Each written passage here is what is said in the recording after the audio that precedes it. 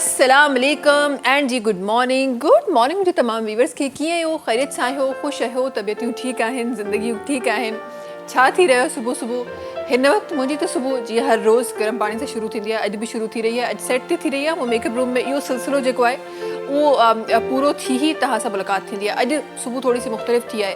अॼु हिन गर्म पाणी सां गॾोगॾु पंहिंजी जेका सुबुह जी शुरूआती जेका कचहरी आहे उहा बि रहंदी ऐं गॾोगॾु कुझु प्यारियूं प्यारियूं ॻाल्हियूं बि जेको आहे उहो प्रोग्राम में रहंदियूं।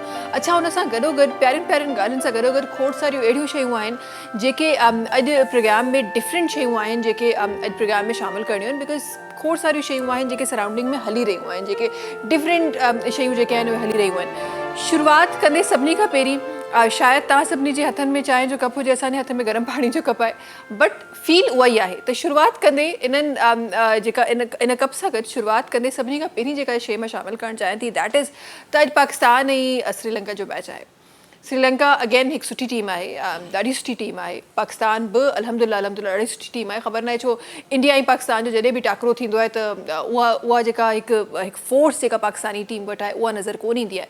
बट हीअ जेको मैच हूंदो उहो मूंखे लॻे थो त काफ़ी जॻहियुनि ते इहो चयो पियो वञे त जी डू एंड डाई वारो मैच हूंदो, या त अगरि असां हिन मैच खे असां जीतियो त असां ॾाढी सुठी ॻाल्हि आहे, फाइनल में शामिलु थी वेंदासीं। पर जे न जीतियो त काफ़ी जेको आहे उहो मेजॉरिटी इहो ई चांस हूंदो त असां शायदि असां अॻियां न खेॾी सघूं हिन एशिया कप खे, ऐं हिते ई असांजी जेको सिलसिलो आहे उहो रुकिजी वञे। सो छा थींदो छा न थींदो अॼोको ॾींहुं जेको आहे उहो डिसाइड कंदो। शोभी भाई असां गॾु आहियूं। अस्सलाम वालेकुम शोभी भाई, छा हाल आहे, ख़ैरियत सां आहियो, ख़ुशि आहियो? अस्सलाम वालेकुम मेरी वालेकुम बहन, अस्सलाम। और सबको सबसे पहले आपको गुड मॉर्निंग, सलाम सिंध और गुड शुक्र मॉर्निंग। है।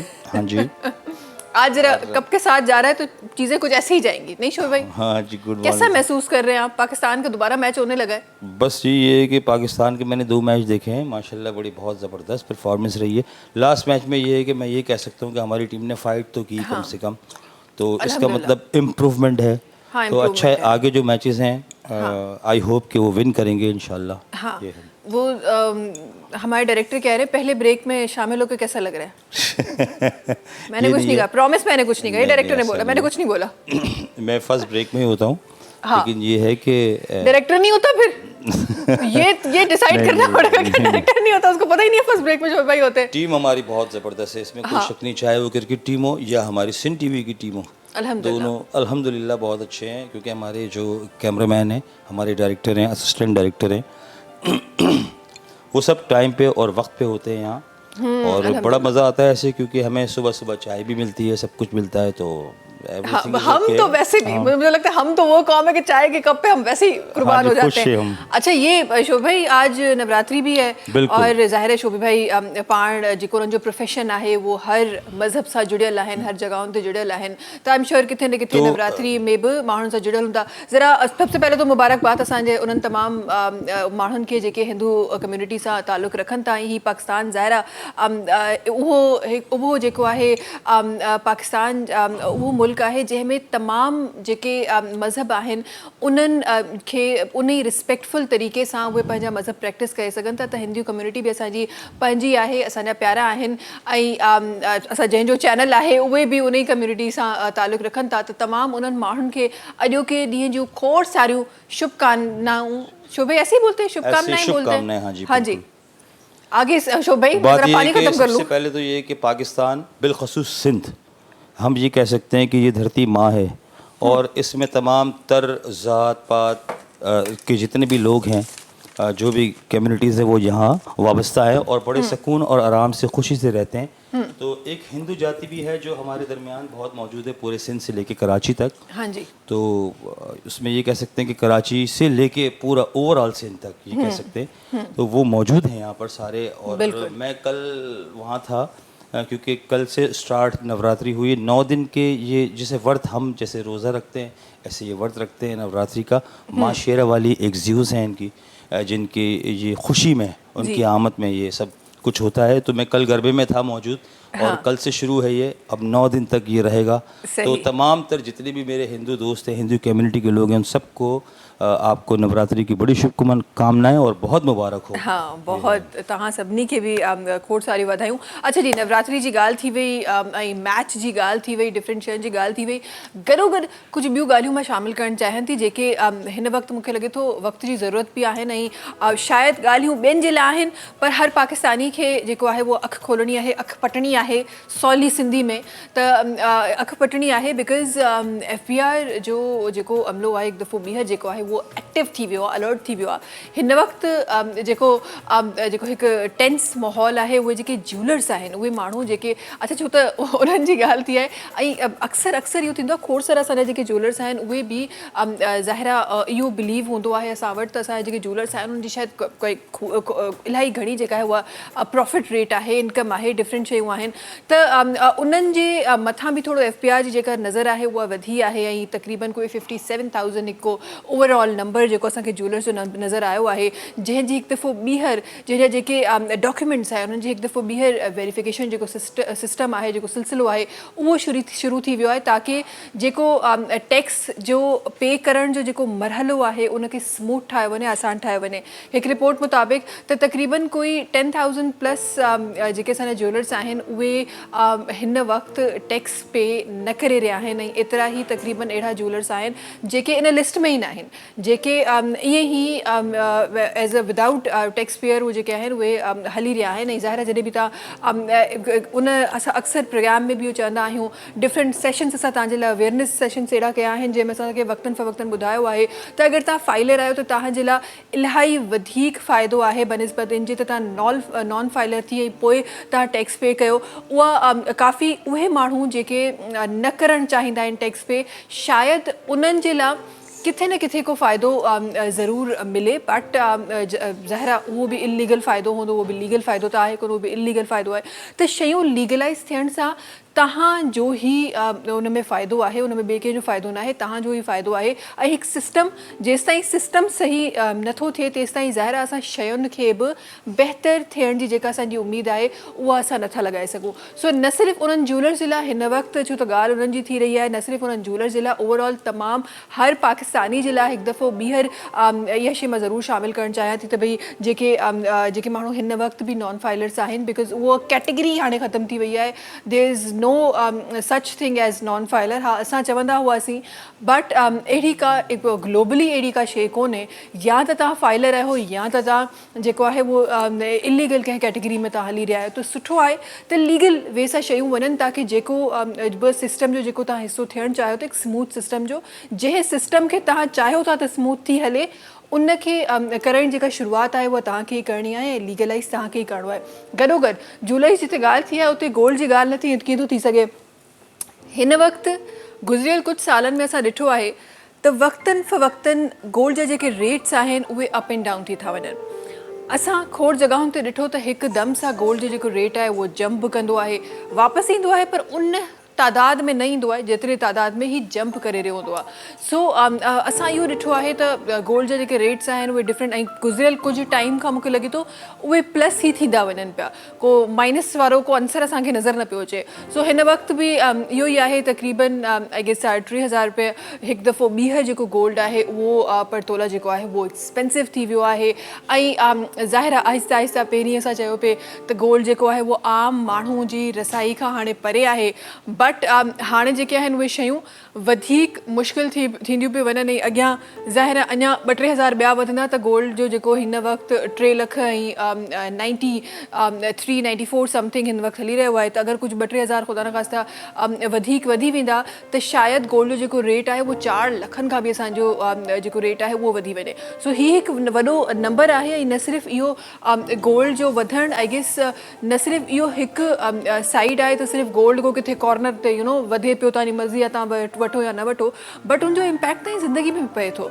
गोल्ड जो वधण जो मक़सदु इहो आहे त शयूं जेके आहिनि उहे वधीक एक्सपेंसिव थियण जी तरफ़ वञनि पियूं। असांजी जेको फाइनेंशियल जेको हिकु स्टेटस आहे, फाइनेंशियल जेको हिकु असांजो हिकु सिस्टम आहे, उहो डिस्टर्ब थी रहियो आहे। उहो जंहिं ते पहिरीं हो हिन वक़्तु उन ते न आहे। ऐं ज़ाहिर आहे जेसि ताईं स्पेसिफिकली दोस्त पीपल जेके असांजा बिज़नेस करण वारा माण्हू आहिनि, जेके असांजा इन्वेस्टमेंट करण वारा माण्हू आहिनि, उन्हनि जे लाइ थोरो सो काफ़ियुनि जे लाइ शायदि फ़ाइदो थी वञे, पर काफ़ी मेजॉरिटी उहे माण्हू आहिनि जिन जे लाइ इहा शइ नुक़सानदेह साबित थिए थी। बिकॉज़ तव्हांजो अगरि रेट फिक्स न आहे कंहिं शइ जो, त ज़ाहिर आहे तव्हां हिकिड़े माण्हू सां शायदि तव्हां हिकिड़ी शइ जी कमिटमेंट कयो था, पर जेसि ताईं तव्हां उन शइ जी कंप्लीटेशन ते तव्हां पहुचो था, तेसि ताईं उहा शइ तव्हांजी पहुच खां ई ॿाहिरि थी वञे, त ॿिए खे तव्हां कीअं डिलीवर कंदो। तंहिं करे शायदि खोड़ सारा स्कैम्स, खोड़ सारा अनकम्प्लीट प्रोजेक्ट्स बि असांखे नज़र ईंदा आहिनि। सो ही दुआ कयो पाकिस्तान में जेको आहे जेको थिए बहितर थिए। पाकिस्तान में जेको कुझु हिन वक़्तु असांखे नज़र अची रहियो आहे, जेके फाइनेंशियल प्रॉब्लम्स असांखे नज़र अची रहिया आहिनि, उन्हनि खां असां परे थी सघूं ऐं पाकिस्तान खे उहा बहितर पाकिस्तान ॾिसी सघूं जेको पाकिस्तान असांजे वॾनि जेको आहे उहो ॾिठो आहे, जेको पाकिस्तान जंहिंजो ख़्वाबु असांजे वॾनि ॾिठो हो, ऐं जंहिंजे करे पाकिस्तान जी जेका ही बुनियादु जेका रखी वई। दुआ कयो त उन ई सिस्टम में असां आहिस्ता आहिस्ता वापसि वञूं, न ई असां त उहो नंबर असांजो फाइनेंशियल जेके शयुनि जो आहे उहो नंबर असांजो ईअं वधंदो वञे जेको हिन वक़्तु असांखे नज़र अची रहियो आहे। ऐं उहो शायदि हिन वक़्तु काफ़ियुनि माण्हुनि जे लाइ हिन वक़्तु बि असां सर्वाइव करे रहिया आहियूं, बट काफ़ियुनि माण्हुनि जे लाइ इलाही मुश्किल बि आहे। ईअं न आहे त मुश्किल न आहिनि, बट अॻियां वधंदे ज़ाहिर आहे उहे शयूं वधीक तकलीफ़ ते थींदियूं। बिकॉज़ नंबर जंहिं तरीक़े सां वधी रहियो आहे, हींअर कंट्रोल न कयो पोइ शायदि असांजे कंट्रोल खां ॿाहिरि थी वेंदो। इहो हिकु वॾो फ़िक्र जो हिकु कॉर्नर आहे जंहिं ते हिन वक़्तु असांखे सोचणु खपे, हिन वक़्तु शयुनि खे जेको आहे उहो कंट्रोल करणु खपे। अच्छा जी, गॾो गॾु तव्हांखे ॿुधाईंदा हलूं त GFS builders and developers different projects market में खणी आयो आहे। DHA फेज़ 1 जहिड़ी प्राइम लोकेशन ते अची रहियो आहे creek gold centre. Creek gold centre जंहिंमें डिफरेंट जेके आहिनि उहे अपार्टमेंट्स मौजूदु आहिनि, लग्जरी अपार्टमेंट्स मौजूदु आहिनि। 3, 4, 5 कमरनि जा अपार्टमेंट्स आहिनि जेके तव्हांखे क्रीक गोल्ड सेंटर में मिली रहिया आहिनि। क्रीक गोल्ड सेंटर में तव्हांखे शॉप बि मिली रहिया आहिनि, ऐं अपार्टमेंट अगरि तव्हां ख़रीदणु चाहियो त अपार्टमेंट जे लाइ तव्हांखे डाउन पेमेंट 20 लख रुपया करणी आहे, मंथली 1 लख रुपयो पे करणो आहे, ऐं क्रीक गोल्ड सेंटर जे लग्जरी अपार्टमेंट तव्हां हासिलु करे सघो था। क्रीक गोल्ड सेंटर में जेके शॉप्स मौजूदु आहिनि उन्हनि जे लाइ तव्हांखे पे करणा आहिनि 3.5 लख रुपया, मंथली तव्हांखे पे करणा आहिनि 25,000 रुपया, ऐं क्रीक गोल्ड सेंटर में तव्हां पंहिंजो शॉप बि बुक कराए सघो था। इन सां गॾो गॾु प्रीमियम ब्लॉक बि तव्हांखे GFS बिल्डर्स एंड डेवलपर्स ॾेई रहियो आहे। हिकु कम्युनिटी स्टाइल रेजिडेंसी तव्हांखे GFS बिल्डर्स एंड डेवलपर ॾेई रहियो आहे प्रीमियम ब्लॉक जी शक्ल में, जंहिंमें घर ऐं प्लॉट मौजूदु आहिनि। ऐं जेकॾहिं तव्हां उहे हासिलु करणु चाहियो था त तव्हांखे मंथली सिर्फ़ु ऐं सिर्फ़ु 20,000 रुपया ॾियणा आहिनि, ऐं तव्हां पंहिंजो घर या पंहिंजो जेको प्लॉट आहे उहो ख़रीदे सघो था। गॾो गॾु ॻाल्हि कयूं था मलीर कैंट जो, हिकु ज़बरदस्त इलाइक़ो मलीर कैंट जहिड़ो, उनजे क़रीब खोखरा पार मेन रोड ते अची रहियो आहे MTR1 Chase mall. MTR1 Chase mall हिकु फ्यूचर में सरमाएकारी करण जो हिकु बहितरीनु मौक़ो तव्हांखे GFS builders and developers MTR1 Chase mall जी शक्ल में ॾेई रहियो आहे। तव्हां हुन में शॉप हासिलु करणु चाहियो था, इनिशियली तव्हांखे 2 लख रुपया ॾियणा आहिनि, मंथली 5,500 रुपया पे करणा आहिनि, ऐं MTR1 चेज़ मॉल में तव्हां पंहिंजो शॉप बुक कराए सघो था। नॉर्थ सिटी सेंटर में तव्हांखे मिली रहिया आहिनि सेमी फर्निश्ड अपार्टमेंट, जंहिंजे लाइ तव्हांखे इनिशियली पे करणा आहिनि 3 लख रुपया, मंथली 15,000 रुपया पे करणा आहिनि, ऐं नॉर्थ सिटी सेंटर में तव्हां पंहिंजो अपार्टमेंट बुक कराए सघो था। नॉर्थ सिटी सेंटर में शॉप्स बि मौजूदु आहिनि, जंहिंजे लाइ इनिशियली 2 लख रुपया ॾियणा आहिनि, मंथली 5,000 रुपया पे करणा आहिनि, ऐं नॉर्थ सिटी सेंटर में तव्हां पंहिंजो शॉप बुक कराए सघो था। तमामु जेके प्रोजेक्ट्स आहिनि उहे GFS बिल्डर्स एंड डेवलपर्स जे बैनर जे हेठां ठही रहिया आहिनि। तमामु प्रोजेक्ट्स जेको पेमेंट स्केड्यूल आहे उहो फ्लेक्सिबल आहे।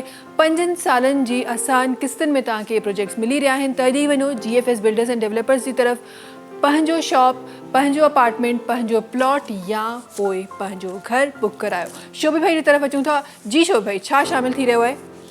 कलाम मौला अली का। हाँ, बिस्मिल्लाह कीजिए। और मौला अली के कलाम मैं समझता हूँ कि उस्ताद मैडम आबदा परवीन जी से बिल्कुल भी अच्छा शायद ही किसी ने परफॉर्म किया हो। जो लोग सुन रहे हो उनको प्लीज़ बिल्कुल बुरा नहीं लगना चाहिए, क्योंकि मैं आबदा जी का बिल्कुल हार्डली फ़ैन हूँ। ये समझ लें कि मैं उनको रूहानी मेरी उस्ताद हैं वो, तो मुझे उनके मुँह से मौला कहना बहुत प्यारा लगता है। वाह वाह, बहुत खूब।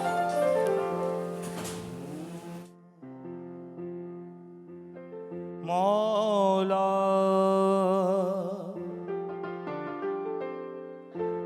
अली मौला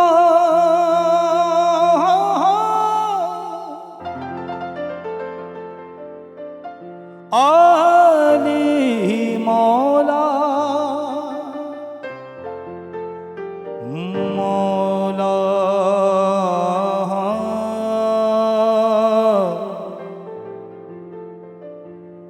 दामन अकल को जो चाक नहीं कर सकता वो कभी नूर का इदराक नहीं कर सकता। मोहब्बत मुहिब अली ऐसी है, अगर ना हो तो जन्नत का एतराफ नहीं कर सकता। ओ रहमत का पैगाम अली है, कितना प्यारा नाम अली है। सच पूछो इस्लाम अली है, सच पूछो इस्लाम अली है। खिल जाती है दिल की कली, हर दम अली मौला अली अली।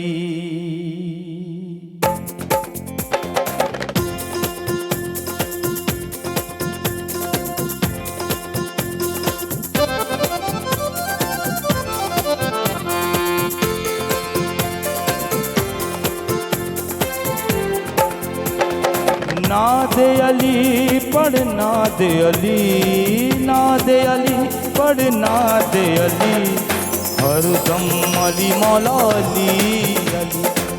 तेरी मेरी पहचान अली, तेरी मेरी पहचान अली, अली दम दम अली अली अली, अली मौला अली अली अली अली।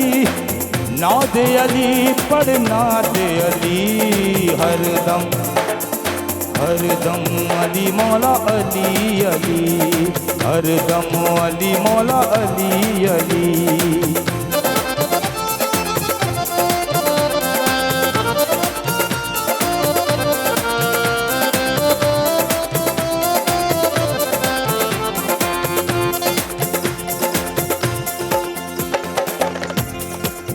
बड़ी खूबसूरत तफसीर है, क्या खूब शायर ने कहा और क्या खूब आबदावा जी ने इसको अदा किया, क्या बात है।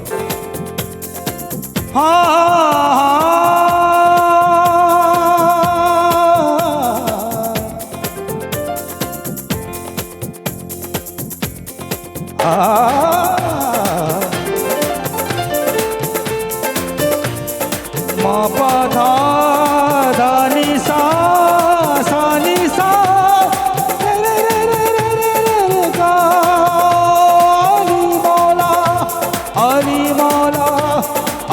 मौला अली मौला। काबे में बुत ही बुत होते, उसमें अली पैदा ना होते। अली मौला अली अली अली अली, हर दम अली मौला अली अली। काबे में बुत ही बुत होते, उसमें अली पैदा ना होते। दी की भी तक मील न होती, दी की भी तक मील न होती।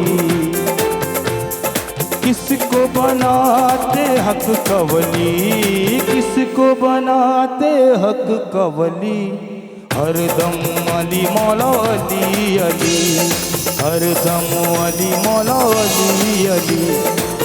तेरी मेरी पहचान अली, तेरी मेरी पहचान अली, अली दम दम अली अली अली, हर दम अली मौला अली अली, नादे अली पर नादे अली, नादे अली पर नादे अली, हर दम अली मौला अली अली, हर दम अली मौला अली अली, हर दम अली मौला अली अली, हर दम अली मौला अली अली, हर दम अली मौला अली अली, हर दम अली मौला अली अली, नादे अली पर नादे अली, हर दम अली मौला अली अली। वाह जी वाह ज़बरदस्त ज़बरदस्त, बहुत खूब। जल्दी सा ब्रेक की तरफ वलूँ तो वापस थी इंशाल्लाह जहें नमूने प्यारी प्यारी शुरुआत थी है इंशाल्लाह प्यारे प्यारे प्रोग्राम करणो है। वक्त है ब्रेक जो तहां से मुलाकात की उठाए नंढी कमर्शियल ब्रेक खां पोइ। सलाम सिंध, सलाम सिंध, सलाम सिंध, सलाम सिंध, सलाम सिंध, सलाम सिंध। जी वेलकम बैक। अच्छा जी महिमान सॼा सां गॾु आहिनि। महिमाननि जे तारुफ़ जी तरफ़ हलूं था ऐं प्रोग्राम जे हिन कचहरी जे सिलसिले खे जेको आहे उहो शुरूआत कयूं था। उन जी हिन तरफ़ सां गॾु अॼु जेका पर्सनैलिटी सभिनी खां पहिरीं तशरीफ़ फरमा आहे, पाण जो हिकु वॾो गहरो ताल्लुक़ एजुकेशन सां आहे, कंप्यूटर साइंसिस सां आहे, टेक्नोलॉजी सां आहे। पाण गुज़िरियल वक़्त में जनाब पाण हिकु यूनिवर्सिटी जा प्रोफेसर ऐं हेड ऑफ डिपार्टमेंट कंप्यूटर साइंस बि रही चुका आहिनि। हिन वक़्तु एग्ज़ीक्यूटिव डायरेक्टर IBCC जा फ़राइज़ जेका आहिनि उहे जनाब सरअंजाम ॾेई रहिया आहिनि। इन सां गॾोगॾु पाण जा खोड़ सारा रिसर्च आर्टिकल्स आहिनि जेके तव्हां ऐं मां बख़ूबी जिन जे बारे में सुञाणूं था, जिन खे असां पढ़ियो आहे। डिफरेंट अवॉर्ड्स जा सिलसिला आहिनि जेके जनाब जे तारुफ़ सां गॾु जेके आहिनि उहे तारुफ़ जो वधीक शान वधाइनि था। इंशाअल्लाह उन जे बारे में बि ज़रूरु गुफ़्तगू थींदी आहे। सां गॾु प्रोफेसर डॉक्टर ग़ुलाम अली मल्हा साहब आहिनि जेके तशरीफ़ फरमा आहिनि। अस्सलाम वालेकुम। कीअं आहियो? ख़ैरियत सां आहियो? ख़ुशि आहियो? तबियत ठीकु आहे? ज़िंदगी कीअं आहे ग़ुलाम अली साहब? अल्हम्दुलिल्लाह सही पे गुज़रे अल्हम्दुलिल्लाह। अॼुकल्ह कीअं पई गुज़रे हिननि हवाउनि में? हूअं त इस्लामाबाद जी हवाउनि में हूंदी आहे, हिननि हवाउनि में कीअं पई गुज़रे? असल में तव्हां जेकॾहिं ज़िंदगी खे कंहिं हिकु ख़ासि डायरेक्शन में हलायो ऐं उन ते तव्हां कमिटमेंट सां रहो त ज़िंदगी हर वक़्तु हालात तव्हांखे घणो परेशान कोन था कनि। हा चैलेंजिस अचनि था पर उन वटि बि तव्हां वटि हुजणु घुरिजे त इन्हनि चैलेंजिस खे कीअं फेस कजे, कीअं उन्हनि मां निकिरिजे। तो ज़ाहिर आहे ज़िंदगी में इहे सभु शयूं अचनि थियूं पियूं पर अल्हम्दुलिल्लाह असां हिन में सेटिस्फाई आहियूं त सही नमूने सां पंहिंजो रोल जेको आहे उहो प्ले कयूं पिया। सही सही माशाल्लाह। अच्छा इन सां गॾोगॾु जीअं तव्हां ऐं मां बख़ूबी सुञाणो था त असांजे प्रोग्राम में उहो टैलेंट जेको पाण उभरियो आहे उन्हनि खे बि असां ज़रूरु शामिलु कंदा आहियूं। अॼु सां गॾु उन कैटेगरी में जेका पर्सनैलिटी तशरीफ़ फरमा आहे, पाण हैंडमेड ज्वैलरी, हैंडमेड जेके प्रोडक्ट्स आहिनि उहा मेकर आहे। डिफरेंट उन्हनि मोतनि सां जेके असांजे लाइ शायदि यूज़लेस हुजनि, पाण उन्हनि मां सोन जेको आहे उहे ठाहींदियूं आहिनि। सां गॾु मोहतरमा जवेरिया उमर साहिबा आहिनि जेके तशरीफ़ फरमा आहिनि। अस्सलाम वालेकुम। वालेकुम। कीअं हो? ख़ैरियत सां आहियो? ख़ुशि आहियो? अल्हम्दुलिल्लाह बिल्कुल ठीक। तबीयत ठीक है? ज़िंदगी की है जवेरिया साहिबा? ज़िंदगी बस इसी का नाम है, रोज़ भाग दौड़ और स्ट्रगल करना, गोल्स को अचीव करना। और हाउसवाइफ के लिए तो ये चीज़ें बहुत थोड़ा सा बिट टिपिकल हो जाती हैं। हाउस वाइफ सिर्फ अपनी ज़िंदगी को अचीव नहीं कर रही होती ना, बिल्कुल, वो बहुत सारी चीज़ों को फैक्टर्स को लेके वो ब्रॉटअप हो रही होती हैं, तो वो बस थोड़ा सा हेक्टिक हो जाती है लाइफ। ज़िंदगी बस इन्हीं चीज़ों के राउंड अबाउट हो रही होती है। सही सही। अब ज़ाहिर है और जब भी हम ख़वातीन से मिलते हैं स्पेसिफिकली और बीइंग अ वुमेन, मुझे ऐसा लगता है कि जब आप किसी टास्क को लेके चलते हैं तो ये जो इतनी मल्टीटास्कर हमें आज की औरत नज़र आ रही है, ये औरत ही कर सकती है। माजरत ग़ुलाम अली साहब, ये औरत ही कर सकती है कि घर भी संभाल रही है, काम भी संभाल रही है और उसके बाद फिर अच्छा नाम भी कर रही है।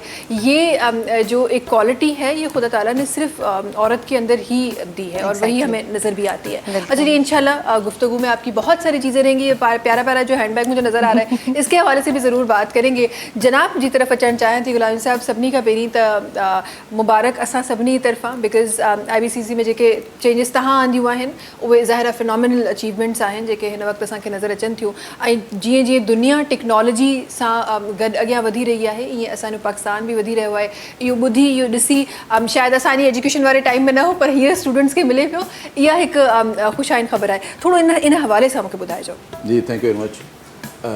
पहिरियां त तव्हांजी महिरबानी आहे सिंध TV जी जो तव्हां मूंखे घुरायो ऐं इन जे ज़रिए कम अज़ कम स्टूडेंट्स खे असां ॿुधाईंदासीं त कहिड़ा असां रिफॉर्म्स आंदा आहिनि। ॾिसो बुनियादी तौर ते जॾहिं बि हिकु इदारो अहिड़ो इदारो जंहिंजी का शोहरत एॾी मज़ेदार न हुई IBCC ऐं उन उहो कहिड़े हवाले सां उहो इन हवाले सां त जॾहिं बि को इदारो ठहे थो पब्लिक फैसिलिटेशन जे लाइ सर्विस डिलीवरी लाइ ऐं सर्विस जेकॾहिं सुठी न हुजे त पोइ इदारो कॾहिं कॾहिं उहो ज़हमत बणिजी वेंदो आहे हलियो सही सो जॾहिं मां जॉइन कयो त उन में छो जो मुंहिंजी जीअं तव्हां तारुफ़ में ॿुधायो त मुंहिंजी बैकग्राउंड जेको आहे सॼी कंप्यूटर साइंस ऐं IT जी आहे त मां चयो मां जेको सिखियो आहे उहो हिते अप्लाई कयां त IBCC में मां 2020 में जॉइन कयो 2020 में त उन खां पोइ बुनियादी तौर ते जेको पहिरें 3 महीननि में मां कमु कयो उहो IT जी हिकिड़ी विंग जेको आहे या डिपार्टमेंट मां इस्टेब्लिश करे ऐं IT रिफॉर्म्स आणे छॾिया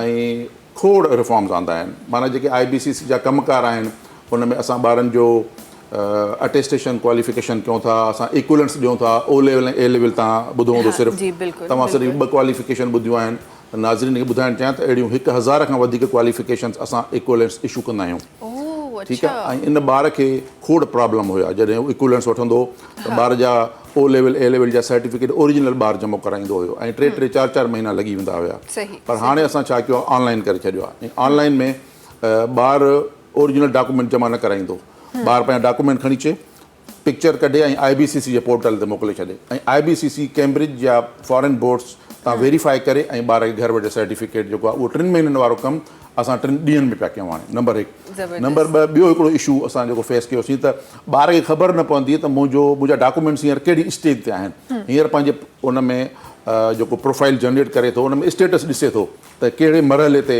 जेको आहे उहा जीअं तव्हां त ख़ासि तौर ते ख़वातीन त वधीक इहो कमु कंदियूं तव्हां ऑर्डर ॾींदा हो की ऑनलाइन डिलीवरी किथे पहुती आहे एग्ज़ैक्ट त इहो ॾाढो इम्पोर्टेंट आहे त कस्टमर सेटिस्फेक्शन जे लाइ ॾाढो इम्पोर्टेंट आहे त मुंहिंजो शिपमेंट थी चुकी आहे हीअ हिते पहुती आहे त IBCC में असां इहो कयो आहे त तव्हां जॾहिं डॉक्यूमेंट पंहिंजा जमा कराईंदा तव्हांखे ॿुधाईंदो त हींअर कहिड़ी स्टेज में आहे ऐं जॾहिं उतां शिपमेंट थींदी त वापसि तव्हां ॾे त उहो बि तव्हां ॾे इवन मैसेज बि ईंदो त ॿार हाणे ॾाढो मुतमइन आहे त मुंहिंजा डॉक्यूमेंट्स जेके हिते पहुता आहिनि इहो असां इक्वलेंट्स में कयो आहे अच्छा इहो आहे फॉरेन क्वालिफिकेशन जे लाइ O लेवल ऐं A लेवल अच्छा असां IBCC ग्रेड 9, 10, 11, 12 यानी मैट्रिक ऐं इंटर खे डील कंदो आहे मथे हायर एजुकेशन कमीशन कंदी आहे जी जी अच्छा ॿियो कमु छा कंदा आहियूं त हिकिड़ो ॿार जॾहिं ॿाहिरि वेंदो आहे त उहो मैट्रिक ऐं इंटर जा सर्टिफिकेट अटेस्ट कराईंदो आहे त बोर्ड खां अॻे जॾहिं अटेस्ट कराईंदो ॿार त सील्ड इनवेलप खणी उहो ॿार तंग थी अची वरी IBCC ईंदो वरी उतां अटेस्ट कराईंदो हाणे असां सील्ड इनवेलप पूरे पाकिस्तान जा 29 बोर्ड आहिनि उन में ख़तमु करे छॾियोसीं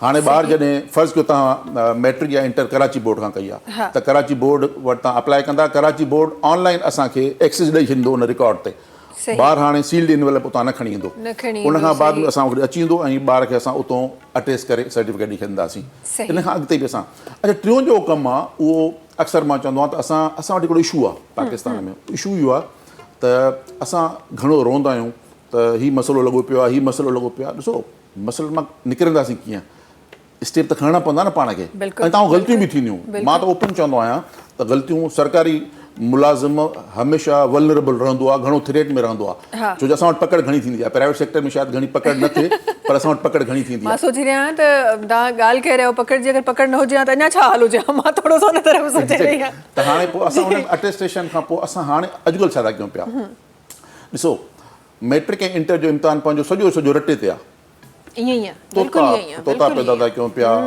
उनखे ॿार खे सॼो किताब था यादि करायूं वरी ॿार खे चवंदा सॼो किताब लिख पेपर में सो असां चवंदा त हिन मां अच्छा उनजो नुक़सानु छा थो थिए तव्हां A ग्रेड खयो या A1 ग्रेड खयो पर वरी जेकॾहिं ॿी का टेस्ट तव्हां खां को वठे थो त उन में तव्हां फेल था थियो छो इन करे त तव्हां सॼो रटो था पुछो जॾहिं तव्हां खां अंडरस्टैंडिंग जा सवाल पुछा था वञनि त ॿारु फेल थो थी वञे हाणे असां IBCC जेको आहे उहो सभिनी बोर्ड सां मिली हिकिड़ो कंसेप्चुअल एग्ज़ाम्स ते कमु शुरू करे छॾियो आहे कंसेप्चुअल एग्ज़ाम ते शुरू करे छॾियो आहे अवेयरनेस सेमिनार बि कयूं पिया असां टीचर्स जी ट्रेनिंग पिया कयूं छो जो मर्कज़ी जेको हिन में किरदारु हूंदो टीचर जो हूंदो पढ़ाई बि टीचर थो इम्तिहान बि टीचर थो वठे इन करे असां कंसेप्चुअल एग्ज़ाम जे लाइ जेको आहे उहो हाणे टीचर जी ट्रेनिंग था कयूं ऐं इंट्रस्टिंगली मां तव्हांखे ॿुधायां त हर बोर्ड पंहिंजे तरीक़े सां एग्ज़ाम पियो वठे ऐं हाणे असां छा पिया कयूं त कंसेप्चुअल खे इंश्योर करण जे लाइ पाकिस्तान सॼे में असां कोशिशि कंदासीं त हिकिड़ो कम अज़ कम पेपर हिकु जहिड़ो निकिरे सवाल हिकु जहिड़ा न हूंदा लेकिन सही। फिलॉसफी पोयां हूंदी हिक त अंडरस्टैंडिंग सही। जा सवाल केतिरा हूंदा सही।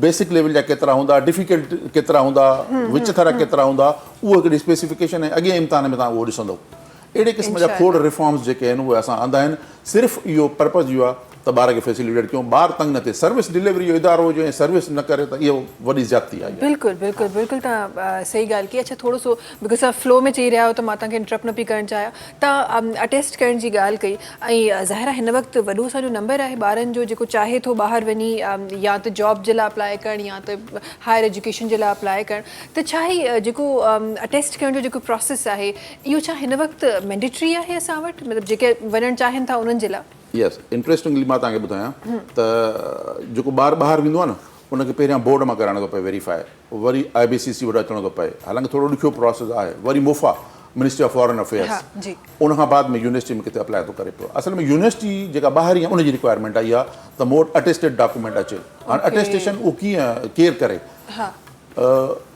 खोड़ असां वटि ॾिसो न असां वटि कल्चर इहो आहे त एजेंट माफ़िया विच में वेठी हूंदी आहे पोइ इन जे करे उनखे कंट्रोल करण लाइ IBCC हींअर इन में बि रिफॉर्म्स आंदा आहिनि मां तव्हांखे हिकिड़ो मिसाल थो ॾियां अॻे असां वटि टिकट हणंदा हुआसीं अटेस्टेशन जी जेको आहे मैनुअल टिकट हणंदा हुआसीं जीअं पैसे प्रिंटिंग प्रेस वारा ठाराईंदा हुआसीं पर उन में बि हिकु सर्टिफिकेट न लाइ ॿिए ते लॻे पियो खोड़ प्रॉब्लम उन में बि थियनि पिया हाणे असां छा कयो आहे हाणे असां QR कोड पिया हणूं QR कोड हुजण जे करे एग्ज़ैक्ट QR कोड जे करे उहो जेकॾहिं ॿार कंहिं यूनिवर्सिटी में वञे थो त यूनिवर्सिटी QR कोड खे स्कैन करे थी ऐं उतां IBCC जे सर्वर ताईं पोर्टल तां उतां वेरीफाई करे थी वठे त ही IBCC शो ऐं ज़ाहिर वो QR कोड जेको आहे उहो उन ई इंडिविजुअल जे लाइ ठाहियो इंडिविजुअल लाइ ठहियो आहे एग्ज़ैक्ट हा उहो त मसलो ई ख़तम थी वियो असां वियासीं तक़रीबन साल अॻु में जेको आहे उहो ऑस्ट्रेलियन बोर्ड पाकिस्तान में अचणु पियो चाहे त उनजो जॾहिं विज़िट करणु वियासीं वेस्टर्न ऑस्ट्रेलिया में पर्थ में त उते असांजो दोस्त आहे हिकिड़ो एम्बेसडर सां जॾहिं मुलाक़ात कई चई यार असां तव्हां नंढड़े हिन कम जे ज़रिए पाकिस्तान जी वरी हिकिड़ी इज़त बचाई आहे जे इंडिया जूं 5 स्टेट जेके आहिनि उहे ब्लैक लिस्ट थियूं आहिनि फेक डॉक्यूमेंट जे करे QR कोड जे करे जेको थोरो घणो फेक जो हिकिड़ो एलिमेंट हलंदो हुयो उहो बि ज़ीरो थी वियो हालियो ज़बरदस्त ज़बरदस्त इलाही सुठियूं ई जेके आहिनि उहे अमेंडमेंट्स आहिनि जेके थी रहियूं आहिनि सुठियूं चेंज आहिनि जेके असां वटि अची रहियूं आहिनि अच्छा हिते सुठियूं सुठियूं शयुनि जी ॻाल्हि थी आहे त असां सां गॾु जविया साहिब भी तशरीफ़ फरमा है उनकी तरफ वञणु चाहिए थी पहले तो मैं चाहती हूँ ये बैग ज़रा बड़ा खूबसूरत मुझे लग रहा है ज़रा ये तो हमारे व्यूवर्स को दिखाएं ये आपने खुद बनाया है जी बिल्कुल ये थोड़ी देर पहले मुझे पता चला और ये बहुत खूबसूरत लग रहा है बहुत प्यारा लग रहा है ये कब से आप बना रही हैं बैग्स ज्वेलरी ये कब से बना रही हैं आप 3 years हो रहे हैं मुझे काम करते हुए और इससे बिफोर मेरा जो ज्वेलरी का काम था वो हो रहा था और बस ये इंटरेस्ट बेस्ड चीज़ें हैं सारी क्राफ्टेड होती हैं तो वो बस शौक के उस पर बिहाफ में सब चीज़ें सीखा या वो यूट्यूब लर्नर हैं आप देख देख के सीख लिया सीखा भी कुछ और यूट्यूब लर्नर भी हैं दोनों कॉम्बिनेशन के साथ सारा काम हो रहा है सही सही इस बैग को बनाने में कितना टाइम लगा होगा जबीर साहब आप near about 3 to 4 consecutive days लग जाते हैं एक बैग को बनाने में अल्लाह तो ये हम बिकॉज ज़ाहिर है इतना टाइम एक चीज़ ले रही है एक हैंड बैग ले रहा है इतना टाइम जब आप इसको मार्केट में दे रही हैं ज़ाहिर है उसको सिर्फ अपनी खुशी के तो नहीं बनाना आगे बिजनेस भी करना है आगे जब आप मार्केट में दे रही हैं तो वो जो आप 3 to 4 days की आप बात कर रही हैं ना सिर्फ उसकी एक फाइनेंशियल साइड लेकिन उसकी वैसे भी एक एथिकल वैल्यू भी अगर उसकी देखा जाए मार्केट में है मार्केट में है बिल्कुल है और ये बहुत अच्छे रेट्स में चले जाते हैं और इनका जो यानी मार्कअप है ये आप बहुत अच्छा यानी कि एक प्रॉफिट जो है वो अच्छा हो जाता है इसका क्योंकि और अब तो मार्केट में बहुत चीप रेट्स में बैग्स भी आ गए हैं और वो कहा ये जाता है कि हैंडमेड है लेकिन होते नहीं है वो वो तो इस तरह की चीजें भी आ गई हैं प्रोडक्शन हो रही होती है मार्केट में जो चीज़ आ रही है वो ऑब्वियसली बल्क में प्रोडक्शन हो रही है और जो हम जैसे जिस तरह मैं कर रही हूँ मेरा तो मेड टू ऑर्डर होता है तो वो एक स्पेसिफिक कस्टमाइज्ड आइटम होता है उसमें कलर थीम कैसी है उनको साइज़ क्या चाहिए उसमें बीड्स कौन सी कलेक्शन की लग रही हैं क्योंकि इसमें डिफरेंट कलेक्शन की बीड्स हैं इसमें क्रिस्टल बीड्स हैं एक्रेलिक बीड्स हैं कलर कंट्रास्ट इतने हैं कि आप उसको इमेजिन नहीं कर सकते अकॉर्डिंग टू द कस्टमाइजेशन वो सब चीज़ें जो है ना वो लाइन अप होती हैं तो बस ये फिर वो जाहिर है फिर वो मेड टू ऑर्डर होता है तो फिर उसकी कॉस्ट और ईच एंड एवरीथिंग मटेरियल की सारी चेक एंड बैलेंस वो सब कुछ फिर उस तरह होता है और जो मार्केट की प्रोडक्ट है वो आप इमेजिन कर सकती हैं वो फिर एक मार्केट प्रोडक्ट ही होती है वो कस्टमाइज नहीं हो सकती है वो जो एग्जैक्ट एक पीस है वो आप उसी कंडीशन में और फिर आपको लोगों परचेज को करना है। हाँ जी, और फिर अक्सर ख़वातीन में ये भी कॉन्सेप्ट होता है कि अच्छा मेरे पास है तो किसी और के पास ना हो, तो कस्टमाइजेशन में ये बड़ा एक फ़ायदा आ जाता है कि आप अपना इनिशियल करा लें या कुछ कर लें, तो वो सिर्फ आपकी चीज़ होगी, वो किसी और के पास नहीं वो होगी। एक आपका लोगो प्रिंट हो जाता है और सब कुछ होता है, वो सिर्फ आप ही के लिए टैग्ड होता है कि वो और कोई नहीं उसमें हाँ, इन्वॉल्व और होता किसी है के ना। पास नहीं होता। ये वाकई एक बड़ी अच्छी चीज़ें जो हो रही है। अच्छा ये मुझे बताएं, हमने बिकॉज हैंडमेड ज्वेलरी मेरे पास भी बहुत, मुझे बड़ा शौक है चीज़ें कलेक्ट करने का, तो बहुत सारी हैंडमेड चीज़ें मेरे पास भी हैं, लेकिन वो बड़ी नाजुक होती हैं। तो नॉर्मल जो आप ज्वेलरी को इतनी केयर की ज़रूरत नहीं होती जितनी हैंडमेड ज्वेलरी को होती है। उसके अंदर आपका प्यार, आपका टाइम, आपके इमोशंस सब उसको कुछ कनेक्टेड मौसूसी होते हैं ना। मोहब्बत से रखना है वो उसको। आपकी जो आपका टाइम होता है ना, वो बड़ा इम्पोर्टेंट हो रहा होता है, और जब हम उसको बैठ के बना रहे होते हैं तो हमारा सब कुछ, यानी कि हमारी टोटल इन्वॉल्वमेंट उस पीस के साथ होती है। हाँ। तो वो ये लाइन टैग होती है ना कि इसमें आपका जो है लव, इमोशंस और वो सब चीज़ें बड़ा अच्छा वो इसका इम्पैक्ट आ रहा होता है। और आप जो बात करी कि नाजुक, वो फिर इसीलिए नाजुक में आ जाता है, वो सनफे नाजुक हाथों से बन रहा इसीलिए वो नाजुक होता वो है, उसको नज़ाकत के हाथों से बन रहा होता है ना। और एक जो प्रोडक्शन हो रही है, तो वो तो आपको पता है मशीन मेड प्रोडक्शन है, उसमें कोई हाथों का यूज़ नहीं है, कोई इमोशंस नहीं है। उन्होंने एक डाई पे डिज़ाइन आपको सेट कर दिया और वो अकॉर्डिंग टू दैट डाई वो कटिंग हो रही है, सारा कुछ उसकी प्रिपरेशन हो रही है।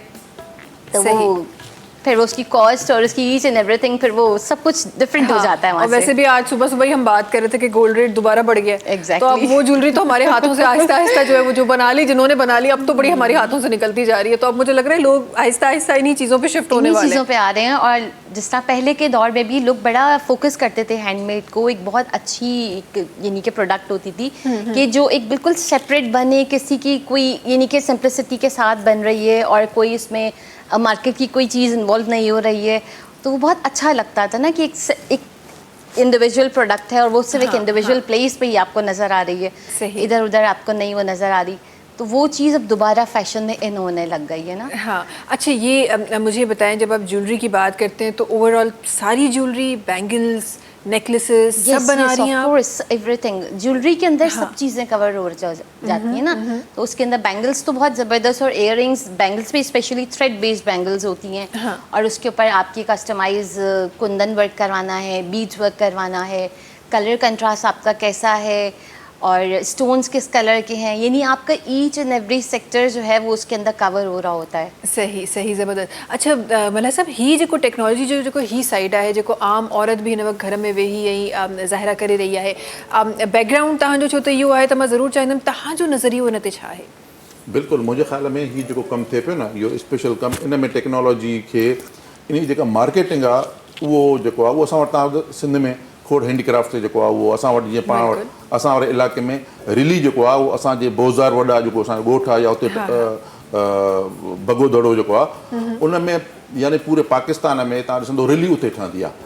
हाणे ज़रूरत इन शइ जी आहे त विच में इन टेक्नोलॉजी जे ज़रिए इन जी मार्केटिंग उन दुनिया में करायो, त जीअं माण्हू इन पासे ॾे जेको आहे इहो जेको बि इहे शौक़ु रखनि था त इहे उन ताईं पहुचायो मार्केट ताईं। मुंहिंजे ख़्याल में टेक्नोलॉजी खे इन हवाले सां यूज़ करे सघिजे थो, यूज़ करे सघिजे थो, ऐं आहिस्ता आहिस्ता ज़ाहिरा थी बि रही आहे। हा, उन पैमाने ते शायदि न थी रही आहे जंहिं पैमाने ते, लेकिन असांजा जेके इंडिविजुअल्स आहिनि उहे उन में पंहिंजो इनपुट विझनि पिया। इहा हिकु सुठी ॻाल्हि आहे त असांजी जेका जनरेशन आहे, स्पेसिफिकली जेका हींअर वारी जनरेशन आहे, उहे इन शइ जी तरफ़ वधीक आहिनि। जेनज़ीज़ जी तव्हां ॾिसी वठो, इहा जनरेशन असांजी एक्चुअली मूंखे लॻे थो सॼी आहे ई, मतिलबु अगरि तव्हांखे घर में ॿिए कंहिं ख़बर हूंदी न हूंदी, नंढे ॿार खे ज़रूरु ख़बर हूंदी त कहिड़ी शइ कीअं ऑर्डर करणी आहे। ऐं मां ॿियनि जी छा ॻाल्हि कयां, मां पंहिंजे घर जी ॻाल्हि, असांजे घर में जेके ॿार आहिनि, मां कॾहिं कॾहिं उन्हनि खे पुछंदी आहियां त अच्छा मूंखे चेक करे ॾे त कहिड़ो प्रोजेक्ट वधीक जेको आहे उहो ओरिजिनल हूंदो त उतां असां परचेज़ कयूं। त शयूं जेके आहिनि उहे एक्चुअली डिजिटलाइज़ थी रहियूं आहिनि ऐं शयूं इन तरफ़ वञी रहियूं आहिनि। अच्छा, हिते डिजिटलाइज़ेशन जी ॻाल्हि थी आहे त ज़ाहिर असां उन्हनि शयुनि जी बि ॻाल्हि कयूं जेको डिफरेंट IBCC में जीअं तव्हां डिफरेंट शयूं तव्हां ॿुधाए रहिया हो, ऐं हिन वक़्तु जेके थी रहियूं आहिनि। असां अक्सर ॾिठो आहे त जॾहिं बि तव्हां जेके तव्हां शयूं चई रहिया आहियो त असां घटि टाइम स्पेंड में, ज़ाहिर हिकु ऑनलाइन हिकु पोर्टल अची वियो आहे त घटि टाइम स्पेंड में थी रहियो आहे। उन सां गॾोगॾु ऑनलाइन कंहिं बि शइ जो वञणु या डिजिटलाइज़ कंहिं बि शइ सां करण खां पोइ असां इहो ॾिठो आहे त कस्टमर जो जेको, या हिकु इंडिविजुअल जो या हिकु स्टूडेंट जो जेको कनेक्शन आहे उहो इदारे सां ज़ाहिर उन तरीक़े सां नथो थिए जेको फिज़िकली थिए थो। ऐं उन में ज़ाहिर गैप बि इलाही अचनि था, डिफरेंसिस इलाही अचनि था, कंप्लेंट्स बि इलाही अचनि थियूं।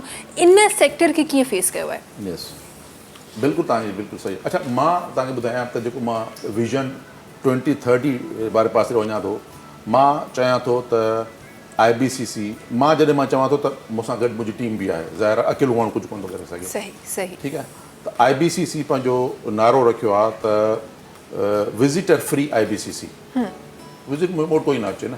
ठीकु आहे, सही।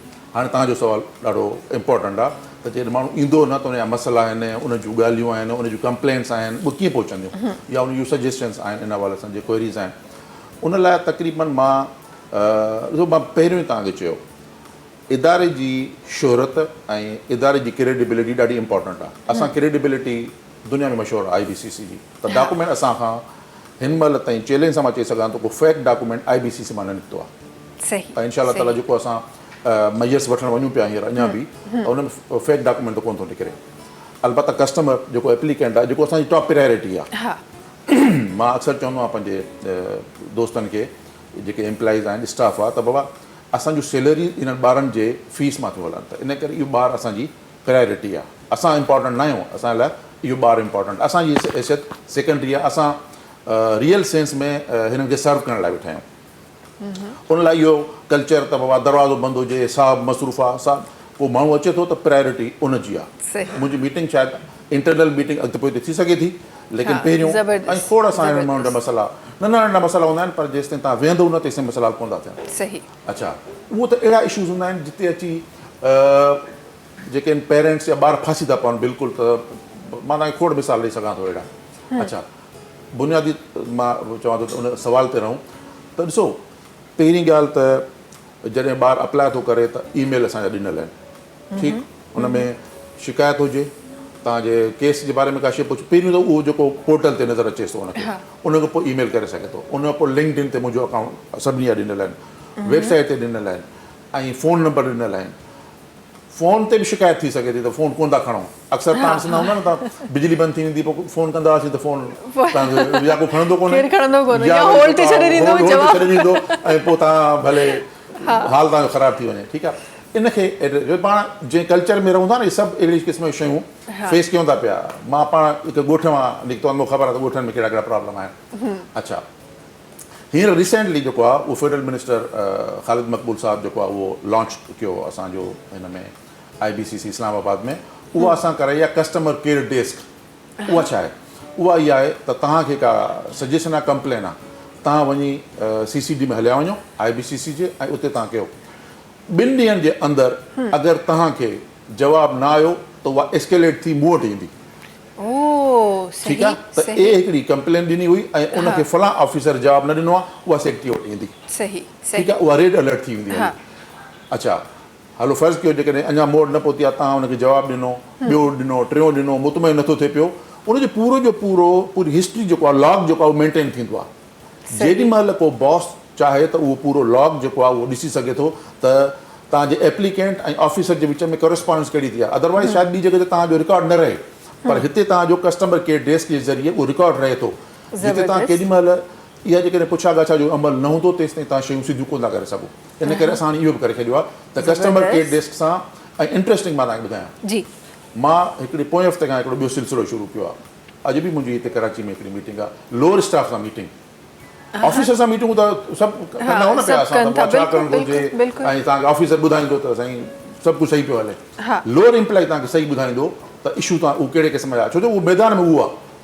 ठीकु आहे, उहो जेको एप्लीकेंट अचे थो उहो तव्हांजे हिन ते विंडो ते थो अचे पियो, तव्हांजे हिन ते काउंटर ते थो अचे पियो, त असल त इंफॉर्मेशन हुन वटि आहे। सिलसिलो कयो आहे। ऐं पोएं हफ़्ते जॾहिं मां इस्लामाबाद में मीटिंग्स कयूं, तक़रीबन मां कोई 100-125 पंहिंजे एम्प्लॉय सां मीटिंग कयूं मुख़्तलिफ़ शिफ्टुनि में। उतां शयूं जेके आहिनि तव्हां वटि पहुचनि थियूं।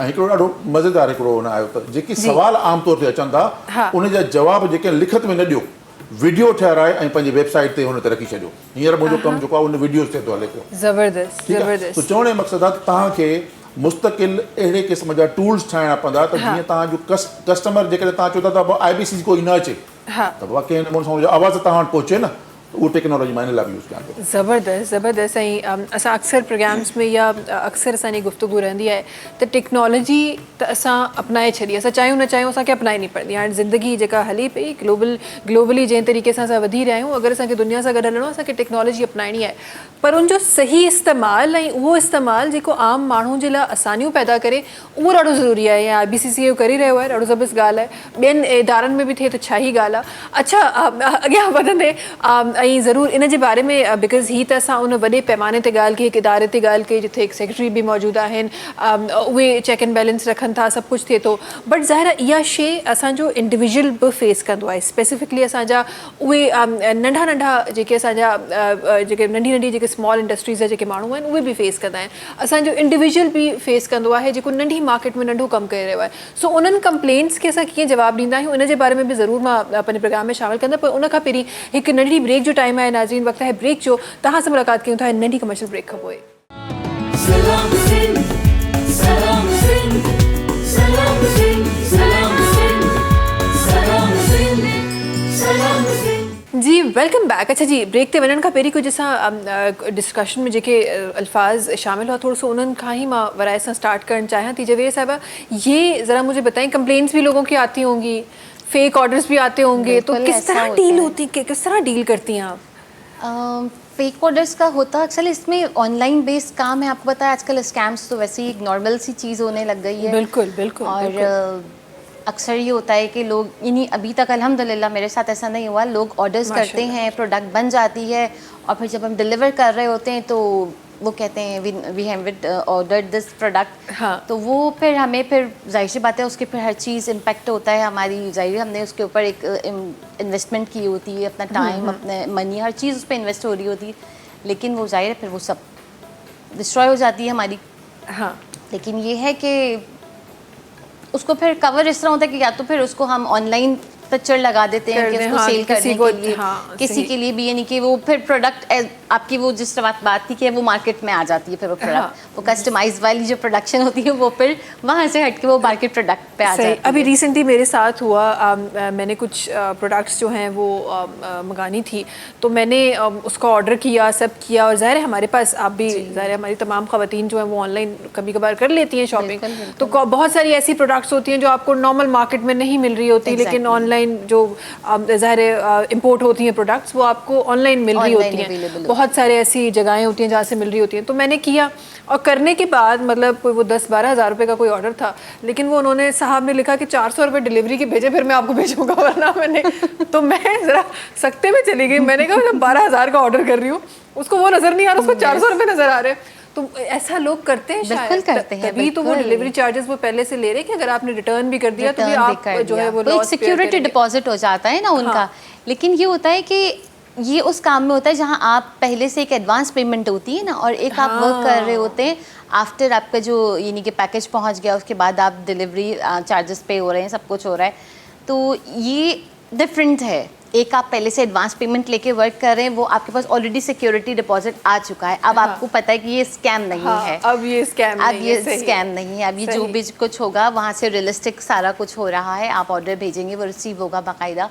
और दोनों पार्टीज के लिए वो स्कैम की कोई गुंजाइश बाकी ही नहीं होती सही से वो फिर हम जैसे लोग जरा परेशान हो जाते हैं ना वो सीओडी वाले लोग हैं ना ऑनलाइन सीओडी वाले तो हम जरा परेशान हो जाते हैं अच्छा भी गुलाम अली साहब ब्रेक में कह रहे थे कि वो बेगम के लिए उन्होंने बैग वैग दे गुलाम अली साहब असा ऑनलाइन सेल करे सको था प्रोडक्ट ताने सी सको था फील करे सको था जरा दिखाएं जरा गुलाम अली साहब को प्रोडक्ट या आप गुलाम साहब कीअं वणेव पियो या ॿियो को कलर न फर्स्ट क्लास पर ॾिसो हिकिड़ो रुगो मसलो आहे एक मसला है कि मेरी पसंद और वाइफ की पसंद वो एक सवाल रहेगा आप उनसे फोन करके कंफर्म कर लीजिए तो हेड ऑफ द डिपार्टमेंट तो वही है ना हाँ बिल्कुल हम जरा उनकी चॉइस को प्रेफर होनी चाहिए ना कि वो कैसा चाह रही है क्या उनका कलर कॉम्बिनेशन है हाँ ये अक्सर एक मसला होता है गुलाम साहब तव्हां बि इनखे ज़रूर रखंदो तो जब हम औरतों की बात करें मैरिड ख़वातीन की हम जब बात करते हैं तो जब भी शॉपिंग पे जाती हैं अगर उन्होंने खुद चीज़ उठा ली और वो ख़राब निकली तो वो बोलेंगे नहीं शॉप वाले की गलती है लेकिन अगर शौहर लेकर आ गया और ख़राब निकली तो बोलेंगे भाई शौहर को शॉपिंग करनी आती नहीं यही थी ना गुलाम अली साहब बिल्कुल किस्सा सागो या हर जगह थे आपको चीज़ खरीदनी नहीं आती ना यही कंप्लेंट होती है आपको चीज़ खरीदनी नहीं आती खुद ले आए तो कुछ नहीं तो शौहर ले आए मेरे साथ आजकल पता है क्या होता है, वाइफ कहती है ले आओ ज़रूर, लेकिन बिल साथ लेते आना, क्योंकि मुझे पता है मुझे चेंज करनी होगी है। तो बिल साथ में दे भाई, ये ऑप्शन होगा एग्जैक्टली होगा होगा भाई, ये ऑप्शन होगा आपको। ठीक है, हम 100% नहीं, थोड़ा बहुत चेंज करके दे सकते थोड़ा हैं। बहुत मार्जिन रखा जाता है ना कि कहीं ना कहीं फिजिबिलिटी हो रही होती है, हाँ। मतलब थोड़ा सा हाँ, होना कर सकते चाहिए हैं ना। हम, हाँ, उनकी पसंद का हम बना के दे बना सकते के हैं दे उनको। सकते हैं, चलिए, ये तो exactly। बड़ी अच्छी बात होगी। अच्छा जी, गुलाम साहब थोड़ो सो मां चाहियां थी त ज़हरा जॾहिं हिन वक़्तु जंहिं सीट ते ज़हरा तव्हां वेठा आहियो, जेकी रिस्पॉन्सिबिलिटीज़ तव्हां हिन वक़्तु निभाए रहिया आहियो, इहे अचानक त मिलियूं कोन हूंदियूं। हिकु स्ट्रगल आहे, हिकु ज़िंदगी जो पूरो हिसो आहे जेको गुज़ारियो आहे। त थोरो सो मां बचपन जे बारे में तव्हांजे ॼाणणु चाहियां थी त किथां शुरूआति थी, ऐं ही सवाल शायदि उन्हनि तमामु माण्हुनि जे लाइ ॾाढो मायूब आहे जेका एजुकेशन सां मोहबत कंदा आहिनि, पर असां जहिड़ा तक़रीबन 90% पाकिस्तानी असां जहिड़ा जेके स्कूल वञण घणे कनि भॼंदा आहिनि। सो असां उन्हनि माण्हुनि मां आहियूं त असां भॼंदा हुआसीं सुबुह सुबुह जेॾी महिल मां स्कूल लाइ उथारींदी। उन टाइम ते एजुकेशन सां एतिरी मोहबत करणु, माशाल्लाह PhD करणु, डिफरेंट शयूं करणु, पोइ एजुकेशन खे हिन वक़्तु ताईं न सिर्फ़ु एजुकेशन खे बल्कि स्टूडेंट जे लाइ आसानियूं पैदा करणु, हीउ जेको तालुक़ु जुड़ियो आहे, कीअं जुड़ियो, किथां शुरूआति थी, ऐं बचपन पंहिंजो एजुकेशन में कीअं गुज़रियो? डिगी स्टोरी है, लेकिन मैं कोशिश कयां थो जल्दी जल्दी तव्हांखे ॿुधाए छॾियां। अच्छा, मुंहिंजो मां शुरू में ॿुधायो त मुंहिंजो ॻोठु बोज़ार वॾा आहे, ख़ैरपुर डिस्ट्रिक्ट में आहे, ऐं मुंहिंजी बुनियादी तालीम त उते ई हुई। मैट्रिक त मां उतां ई कई, ॻोठ मां ई कई। उन खां बाद में फर्स्ट ईयर इंटर लाइ वरी ख़ैरपुर मां वियासीं। ऐं उहा मैट्रिक उहा ई रटाफिकेशन में थी जीअं असां सभिनी कई आहे? उहा ई बिल्कुलु किसो साॻियो। फर्स्ट ईयर इंटर जेको आहे उहो वेंदा हुआसीं सुबुह जो सवेरे, हिकिड़ी बस हूंदी असांजे ॻोठां हलंदी हुई, सुबुह तक 50 किलोमीटर परे हुयो कॉलेज, असां उते वञी पढ़ंदा हुआसीं। फर्स्ट ईयर इंटर उतां कई। उन खां बाद में वरी ख़ैरपुर यूनिवर्सिटी, अब्दुल लतीफ़ यूनिवर्सिटी ख़ैरपुर में 2 साल मां उते कई। उन खां बाद में वरी मां कायदे यूनिवर्सिटी हली वियुमि, कंप्यूटर साइंस में उतां कई। ग्रेजुएशन कंप्यूटर साइंस में करण खां पोइ वरी मां शाह लतीफ़ यूनिवर्सिटी जॉइन कई। उते मां तक़रीबन 20-22 साल रहियुमि फैकल्टी में, ऐं प्रोफेसर रहियुमि, ऐं टीचर एजुकेशन डिपार्टमेंट उते जेको आहे उहो इस्टेब्लिश कयोसीं। प्लानिंग एंड डेवलपमेंट में मां रहियो हुउमि, उते ॿारनि जी अटेंडेंस जो सिस्टम पूरो असां ऑनलाइन कयोसीं। खोड़ एक्टिविटीज़ में मां रहियुमि। ऐं 2020 में उन खां पोइ जॾहिं पोस्ट एडवर्टीज़ थी हुई, ही पहिरियों अच्छा IBCC में पहिरियां जेके सेक्रेटरीज़ लॻंदा हुया उहे एडिशनल चार्ज ते लॻंदा हुया, एडवर्टीज़ कान थी हुई। पहिरियों जेको आहे उहो 2020 में पोस्ट एडवर्टीज़ थी, जंहिंमें तक़रीबन कोई 95 कैंडिडेट्स अप्लाई कयो, मां बि अप्लाई कयो। ऐं मां ख़ैरपुर में हुयुमि, कोविड जा ॾींहं हुया, त मां इंटरव्यू बि ऑनलाइन ई ॾिनो हुयो, पर पोइ मुंहिंजो थी वियो, पोइ वरी कैबिनेट अप्रूव करे छॾियो त मां उते वियुमि। उन खां बाद में अल्हम्दुलिल्लाह मां डिलीवर कयां पियो। वरी मां PhD इन दौरान कई, पोस्ट डॉक्टरेट मां वरी ग्लासगो यूनिवर्सिटी, उहो ब्रिटिश स्कॉलरशिप हिकिड़ी मूंखे मिली, मां उतां करे वियुमि। अच्छा, एॾो इन में सिर्फ़ु मां इहो ॿुधाइण थो चाहियां त ॾिसो, मुंहिंजो जेको बैकग्राउंड हुयो उहो इहो आहे त मुंहिंजो असांजी फैमिली जीअं चइबो आहे न त मिडिल क्लास बि न आई, लोअर मिडिल क्लास फैमिली आहे। बाबा जेको आहे उहो। अच्छा, तव्हांजी ॻाल्हि खे माज़रत सां अॻियां ज़रूरु वधाईंदुमि। हिकु कॉलर सां गॾु जल्दी सां उन्हनि खे शामिल गुफ़्तगू करे था वठूं। जी अस्सलाम वालेकुम। जी नूर अली साहब, कीअं आहियो? ख़ैरियत सां आहियो? ख़ुशि आहियो? ॾाढो बहितरीन। इहा असांजी सिंध मां आहे अमर, इन में अहिड़ा डॉक्टर साहब जहिड़ा माण्हू मोती दाणा पैदा करे थी, कहिड़ी ख़ूबसूरत डॉक्टर साहब जूं ॻाल्हियूं। असांजी दिल्ली आहे ख़ुशि थिए जो असांजे सिंधी जी रली जी ॻाल्हि थी डॉक्टर साहब। जी जी। ऐं मुंहिंजो आपा खे बि सलाम आहे जो आपा हिन उमिरि में एॾो बहितरीन कमु करे थी, एतिरी महिनत करे थी, एतिरी ख़ूबसूरत शयूं ठाहे थी, उनखे बि असांजो सलाम आहे। वॾी महिरबानी नूर अली साहब। ऐं मूंखे सुठो लॻो त तव्हां प्रोग्राम एॾो गौर सां ॾिसी रहिया आहियो। हा, ऐं तमामु गौर सां ॾिसंदो आहियां प्रोग्राम सिंधी, ऐं शेयर बि आऊं रखियो आहे अदे जे लाइ, डॉक्टर साहब जे लाइ, आपा जे लाइ। बिस्मिल्लाह। देखो, रुख हवा के साथ चलते हैं कुछ लोग, 2 कदम साथ चलकर बदल लेते हैं कुछ लोग। क्या करोगे रूमी बद हाथों की मुकद्दर किरने लेकर, क्या करोगे रूमी बद हाथों में मुकद्दर की किरने लेकर, जो नसीब में ही हो वो नहीं मिलते हैं कुछ लोग। ओए होए होए होए होए होए। इहो नूर अली साहब मूंखे लॻे थो असांजे लाइ न हो, असांजे थ्रू कंहिं ॿियो केॾां वञिणो। इहो असांजे लाइ किथां, असां त हिते वेठा आहियूं, असां केॾां था वञूं। अलाह सी तव्हां ख़ुशि रखे। सलाम आहे, सिंध मां खे सलाम आहे। असांखे सम्झो पंजाब इहो तकलीफ़ में आहिनि असांजा भाइर असांजा हारी असांजा नारी असांजी सिंध कचो ॿुड़ी हो उन जो बि असांखे ॾाढो अफ़सोस आहे। बिल्कुलु बिल्कुलु बिल्कुलु अल्लाह सही ख़ैर करे। ज़िंदगी गुज़ारण तकलीफ़ में आहिनि असांजा माना सिंध वारा। बिल्कुलु बिल्कुलु ऐं ज़ाहिरा अल्लाह जी मदद। वॾी महिरबानी नूर साहब असांजे प्रोग्राम में शामिलु थियण जी। ऐं ज़ाहिर उहे असांजा ई पंहिंजा आहिनि, असांजा ई माउरा आहिनि। ऐं हर रोज़ु प्रोग्राम जी शुरूआति में ज़रूरु मां गुज़ारिश कंदी आहियां पंहिंजे तमामु व्यूवर्स खे जेके जेके ॾिसी रहिया आहिनि पंहिंजनि जे लाइ दुआ कयो। इहे तमामु माण्हू असां मां ई आहिनि। ही सम्झो तव्हांजो को फैमिली मेंबर आहे जेको उते आहे। सो उन्हनि तमामु माण्हुनि खे हिन वक़्तु जेको बि सिस्टम आहे जीअं बि सिस्टम आहे असांजा एंकर्स वेठा आहिनि उन ते ॻाल्हाइण जे लाइ, उन ते बहस करण जे लाइ, उन ते तनक़ीद करण जे लाइ। But what we can do is असां एटलीस्ट दुआ करे सघूं था, या अगरि असां उन्हनि ताईं पहुची सघूं था ऐं उन्हनि जो को ज़रूरु मसइले जो हल, को हिकु पॉइंट बि मसइले जो हल अगरि असां को कढी सघूं था त असां उहो करे सघूं था। तनक़ीद जी जेका ज़िमेदारी आहे उहा एंकर पर्सन्स खे ॾेई छॾियो, ज़िमेदारनि खे ॾेई छॾियो, उहे पिया विढ़ंदा। पर हिन वक़्तु असां जेको करे सघूं था उन जी ज़रूरत आहे। अच्छा जी, ॻाल्हि अॻियां वधाईंदे, जज़्बाती करे छॾियो नूर अली साहब, ॻाल्हि अॻियां वधाईंदे किथे ॻाल्हि थी रही हुई उन, छो त असांजे पंहिंजे इलाइक़े जी ॻाल्हि थी रही हुई, उन तबिके जी ॻाल्हि थी रही हुई जंहिं तबिके खां असांखे हिन वक़्तु मतिलबु सभु इन ॻाल्हि में को शक कोन्हे त हिन वक़्तु असां वटि खोड़ सारा अहिड़ा मल्हा साहब आहिनि जिन उन जॻह खां स्टार्ट कयो ऐं अॼु माशाल्लाह ॾाढी सुठियुनि जॻहियुनि ते पंहिंजा जेके फ़राइज़ आहिनि उहे सरअंजाम ॾेई रहिया आहिनि। उन माहौल जी ऐं उन तमामु शयुनि जी तव्हां बि ॻाल्हि करे रहिया आहियो। थोरो ॻाल्हि खे चाहींदमि त तव्हांजे लफ़्ज़नि में अॻियां वधाइजे। जी जी जी, मां अर्ज़ु पियो कयो त माना मुंहिंजो जेको फैमिली बैकग्राउंड आहे उहो असांजो ग़रीब घराणो आहे ऐं पंहिंजो असां वटि न ॿनी न ॿारो को का शइ अहिड़ी कान हुई। पर बाबा ऐं अम्मा बि ज़ाहिर पढ़ियल बि न आहिनि, उहो जीअं आमतौर ते 5 दर्जा पढ़ी छॾंदा हुया। पर उन्हनि इहो तय कयो त पढ़ाइणो आहे। मूंखे पंहिंजो शौक़ु बि हुयो इतफ़ाक़ सां। अम्मा ॿुधाईंदी आहे मूंखे त मुंहिंजा ॿिया ॿार जेके आहिनि उहे घटि पढ़ंदा, पर तूं राति जो ईअं पढ़ंदो हुअं वेठो। ऐं उन दौर में पढ़ंदा हुआसीं जॾहिं इहे हूंदियूं हुयूं या त मेणबती हूंदी या वरी लालटी निकिरी हूंदी, उन सां जेको आहे उहो घासलेट विझी ऐं हलाई, मूंखे यादि आहे। उन में पढ़ंदा हुआसीं, सुबुह नमाज़ टाइम ते वरी रोशनी जीअं निकिरंदी वरी पढ़ंदा हुआसीं। ऐं इवन जॾहिं स्कूल कॉलेज में पढ़ाईअ जो इहो सिलसिलो, ऐं उनखां बाद में जेको आहे हिकिड़ी अलाह साईं हिकिड़ो अपॉर्चुनिटी ॾिनी। इन में जेको मां सिखियो आहे न, जेको नौजवाननि खे मां इहा सलाह ॾींदुमि, ॾिसो एजुकेशन खां सवाइ ॿियो तव्हां वटि कोई रस्तो कोन्हे को। बिल्कुलु इन जे करे जेको आहे न एजुकेशन हिकिड़ी वाहिद जेको आहे उहो तव्हां वटि ज़रियो आहे अॻिते वधण जो। अच्छा, एजुकेशन सिर्फ़ु नौकिरी लाइ न आहे। एजुकेशन छो जो सिंध खे, पाकिस्तान खे, दुनिया खे इंटेलेक्चुअल खपनि। इंटेलेक्चुअल ऐं उहा तालीम खां सवाइ इंटेलेक्ट तव्हां में न ईंदी। इन जे करे एजुकेशन खां सवाइ तो रस्तो कोन्हे को, इन करे इहो ज़रूरी आहे। उनखां अलावा ॿियो जेको आहे न उहो तव्हां अहिड़ी फील्ड्स में वञो जंहिंमें स्किल तव्हांखे कुझु न कुझु मिले। ठीकु आहे, अॼुकल्ह दुनिया तव्हांजी क्वालिफिकेशन यूनिवर्सिटी खे डिग्री कान पई ॾिसे, तव्हांखे सर्टिफिकेशन खे ॾिसे पई त तव्हां कहिड़ी सर्टिफिकेशन, कहिड़ो स्किल तव्हांखे अचे पियो। ठीकु आहे, इहो हिकिड़ो आहे।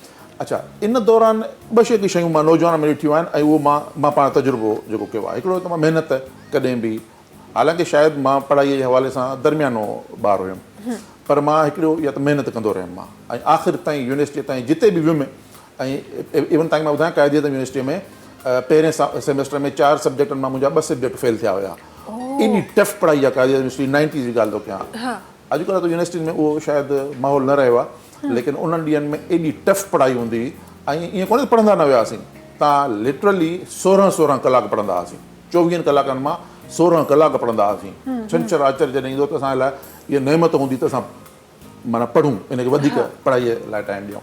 ग्रुप्स ठाहींदा हुआसीं, ॿियनि सूबनि जा जेके दोस्त आहे उन्हनि सां गॾिजी सिखंदा हुआसीं। छो जो तव्हां केतिरो बि भले पोजीशन खणी वञो न सिंध जे बैकग्राउंड मां, पर सिंध में असां वटि ओतिरी पढ़ाई न आहे जेतिरी ॿियनि सूबनि में, ॿियनि जॻहनि ते आहे। इन करे उन्हनि सां माण्हू काफ़ी इन्हनि ॻाल्हियुनि ते तनक़ीद बि कंदा आहिनि, पर ज़ाहिर जेको फैक्ट आहे पाण खे पंहिंजो एजुकेशन जो सिस्टम उहो वधाइणो पवंदो ऐं क्वालिटी वधाइणो पवंदो। ऐं जेसिताईं असां एक्सेप्ट न कंदासीं असां हुनखे बहितर नथा करे सघूं। ख़्याली दुनिया में हाणे दुनिया उन टाइम जॻह ते न आहे त ख़्यालियूं ॻाल्हियूं करे ऐं हुनखे अॻियां वधा, हक़ीक़ी अमली को कमु करिणो पवंदो। अच्छा, ॿियो जेको मां तव्हांखे ॿुधायो त हीअ जेका मुआरी पोस्ट एडवर्टाइज़ थी, पाकिस्तान में हिकिड़ी पोस्ट आहे सेक्रेटरी IBCC जी।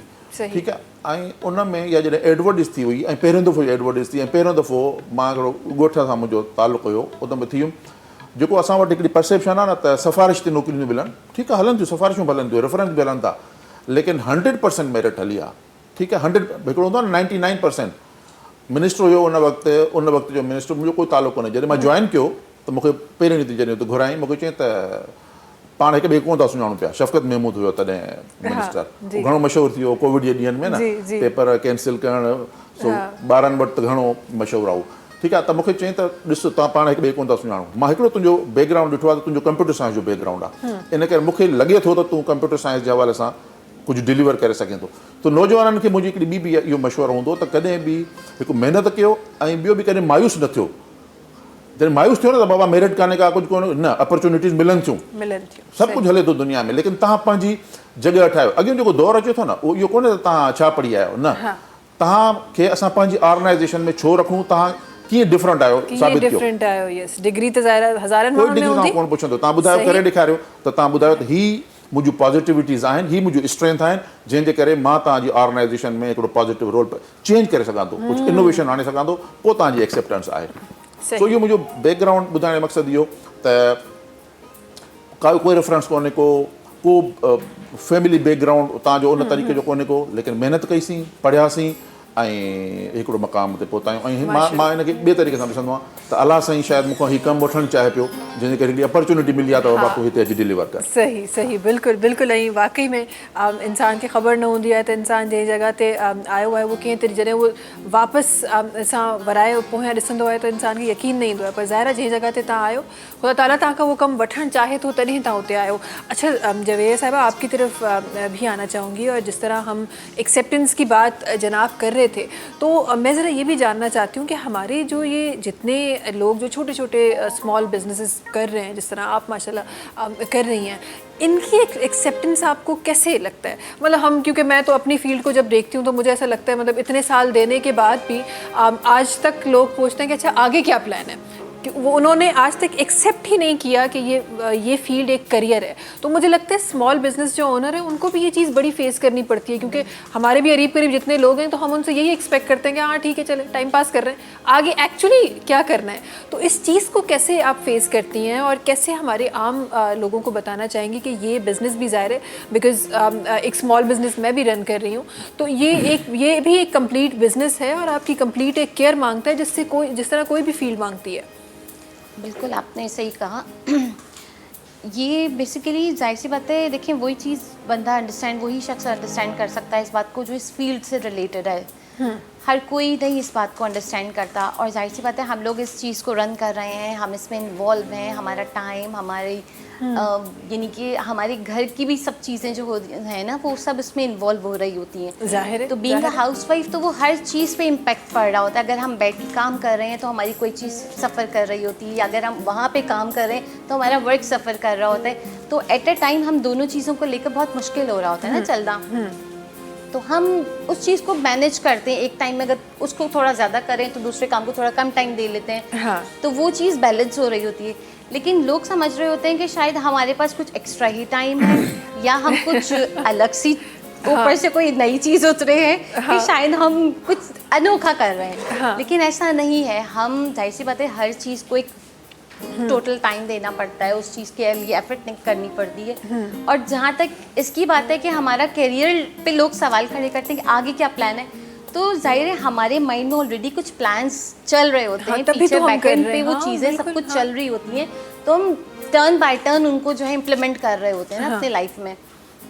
और जाहिर सी बात है वर्क करना और घर को साथ लेके चलना ये दो चीज़ें हैं, और उन दोनों ही लाइंस को, जैसे कहते हैं ना रेल ट्रैक है ये हमारा, तो उन दो पैरेलल लाइंस को हम जो है लेके चल रहे हैं। और जाहिर सी बात है दोनों को इफेक्ट भी ना हो, ना हमारी लाइफ इफेक्ट हो, ना हमारा काम इफेक्ट हो, तो वो सब चीज़ें एक ह्यूज टास्क होता है। और वो सिर्फ थोड़ा सा नहीं, वो सिर्फ ये नहीं होता कि आगे क्या है, वो ही हमारे लिए कितना बड़ा टास्क है कि हम उसी को लेके चल रहे हैं, उसको फुलफिल कर रहे हैं, उसकी नीड्स और उसकी सारी जो हमारी सारी जो कंपार्टमेंट्स हैं। लेकिन जो है ना ये पीपल्स जो हैं, ये जो सराउंडिंग्स हैं हमारी, ये इस चीज़ को नहीं समझ रहे होते। सही सही। अच्छा एक बड़ी हमारे पास कॉलर हमारे पास है, इंशाल्लाह उनकी तरफ भी जाएंगे, लेकिन उसके साथ साथ एक चीज़ जो बड़ी इंपॉर्टेंट मैं शामिल करना चाहती हूँ, जब भी आप स्मॉल बिजनेसेस की बात करते हैं तो एक बिज़नेस मेंटोर की एक बात जो मेरे जहनों में बैठ गई ना, वो निकलती नहीं है, वो बैठ गई है।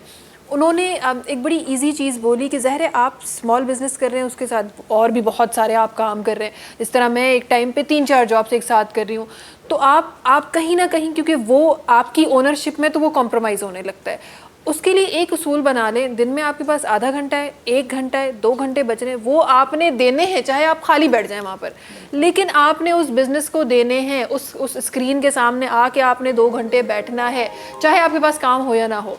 आहिस्ता आहिस्ता वो चीज़ खुद ही ग्रो करने लगती है जब आप उसको डिसिप्लिन आप उसका सेट कर देते हैं। तो ये बात मेरे जहनों पे बड़ी छा गई, और जब भी मुझे कोई ऐसा स्मॉल बिज़नेस ओनर मिलता है तो मैं ज़रूर उनसे ये बात ज़रूर शेयर करती हूँ कि अगर आपके पास घर में टाइम नहीं है, लेकिन आप इतना सा टाइम निकाल के अपने बिज़नेस को दे रही हैं, तो वो कभी ख़त्म नहीं होगा, वो ग्रो करेगा। वो टाइम 2 घंटे से 3 घंटे आपको करना पड़ेगा, लेकिन कभी कम नहीं होगा। एक कॉलर सा करा है, जल्दी सा उनके भी शामिल करता हूँ जी। अस्सलाम वालेकुम। वालेकुम सलाम व रहमतुल्लाहि व बरकातहू। जी हाज साहब, कीअं आहियो? ख़ैरियत सां आहियो? ख़ुशि आहियो? बाबा ख़ैर, तव्हां ॿुधायो? अल्हम्दुलिल्लाह बिल्कुल ठीक ठाक। तव्हां ॿुधायो, तबियत ठीकु आहे? अल्हम्दुलिल्लाह अल्हम्दुलिल्लाह, अल्लाह जा एहसान, तव्हांखे ख़ैर आहे? अल्हम्दुलिल्लाह अल्हम्दुलिल्लाह, सब ख़ैर। हाज साहब, मदीने शरीफ जो हवाऊं कीअं आहिनि? फर्स्ट क्लास मदीने फर्स्ट क्लास लॻो पियो। माशाल्लाह माशाल्लाह माशाल्लाह। प्रोग्राम ॾिसो पिया अॼो को? हा, प्रोग्राम सूरा अदी छा 80% जी जी, अल्लाह से इहो पंहिंजो रिज़्क़ आहे, इंसान कमाए त भलो आहे। बेशक बेशक। ॿियनि ते त असरु पवंदो, उहे बि कमाइनि। ऐं उस्ताद जूं ख़बरूं बि असां ॿुधियूंसीं फर्स्ट क्लास पढ़ाई जे बारे में। या महिनत सां सभु कुझु फ़ाइदो आहे। बिल्कुल बिल्कुल सही फरमायो था। महिनत न कंदो त फ़ाइदो न मिलंदुसि। बिल्कुल बिल्कुल बिल्कुल बिल्कुल सही फरमायो था हाज साहब। तव्हांजी तालीम किथां खां आहे? चलो, असां त लाड़काणे शहर मां। लाड़काणे शहर मां। सही सही सही सही सही। साईं तव्हांखे ख़ुशि रखे। वॾी महिरबानी। मुंहिंजो सदाईं ख़ुशि हुजो। वॾी महिरबानी हाजी साहब, कॉल करण जे लाइ, यादि करण जे लाइ वॾी महिरबानी। अच्छा, असां कंटिन्यू करे रहिया आहियूं, सही। अच्छा, जल्दी सां आई गेस ब्रेक जी तरफ़ वञिणो आहे। सही। अच्छा, सॉन्ग की तरफ असां वञे, असां ब्रेक की तरफ न, सॉन्ग की तरफ वञे। ही कुझु मामलाती ज़िंदगी कुझु अहिड़ा हूंदा आहिनि जेके डिस्टर्ब थी वञनि त इंसान सॼो डिस्टर्ब थी वेंदो आहे, कुझु ईअं थी वेंदो आहे। सॉन्ग की तरफ जाना चाहते हैं शोभ भाई? कॉल आ रही है बार बार, सॉन्ग के क्या शामिल हो रहा है? गज़ल कर लेते हैं खान साहब, नुसरत फ़तेह अली की गाई हुई एक तंज़ मज़ा, बड़ी अच्छी शायरी। आज पहली बार हाजी साहब के बोले बिना हम सॉन्ग पे जा रहे हैं। नहीं भाई, हम उनकी बात, अनकही बातें समझ गए हम जी। आँखों ही आँखों में तुझे चूम लिया करता हूँ, महफिल में नजर बार बार उन पे गई, लाख चाहा मगर फिर भी उन पे गई।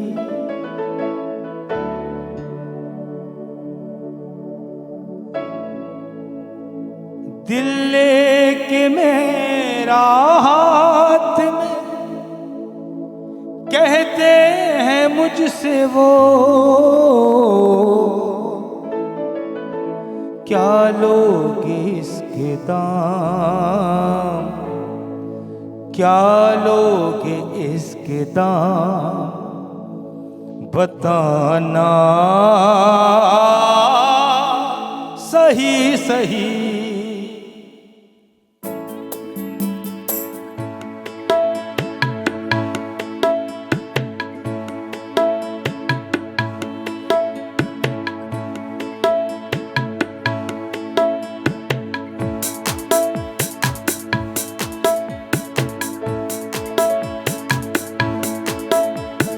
कहना गलत गलत, कहना गलत गलत तो बताना सही सही। कहना गलत गलत, कहना गलत गलत तो बताना सही सही। कहना गलत गलत तो बताना सही सही। कहना गलत गलत तो बताना सही सही।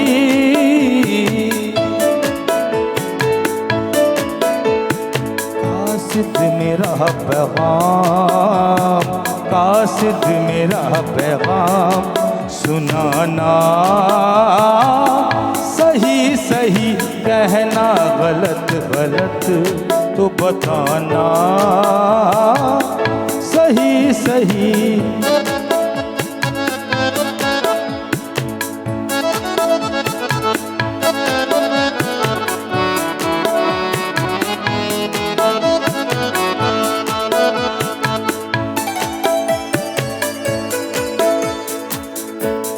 कहते हैं ये सुबह सुबह चेहरे की रंगत उड़ी उड़ी,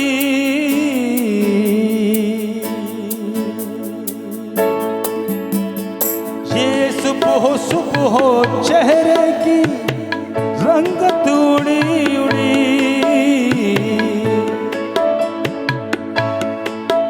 मैंने पूछा कि कल शब कहाँ थे, पहले शर्माए मुझसे वो बोले। मैंने पूछा कि कल शब कहाँ थे, पहले शर्माए मुझसे वो बोले। आप वो बात क्यों पूछते हो जो बताने के काबिल नहीं।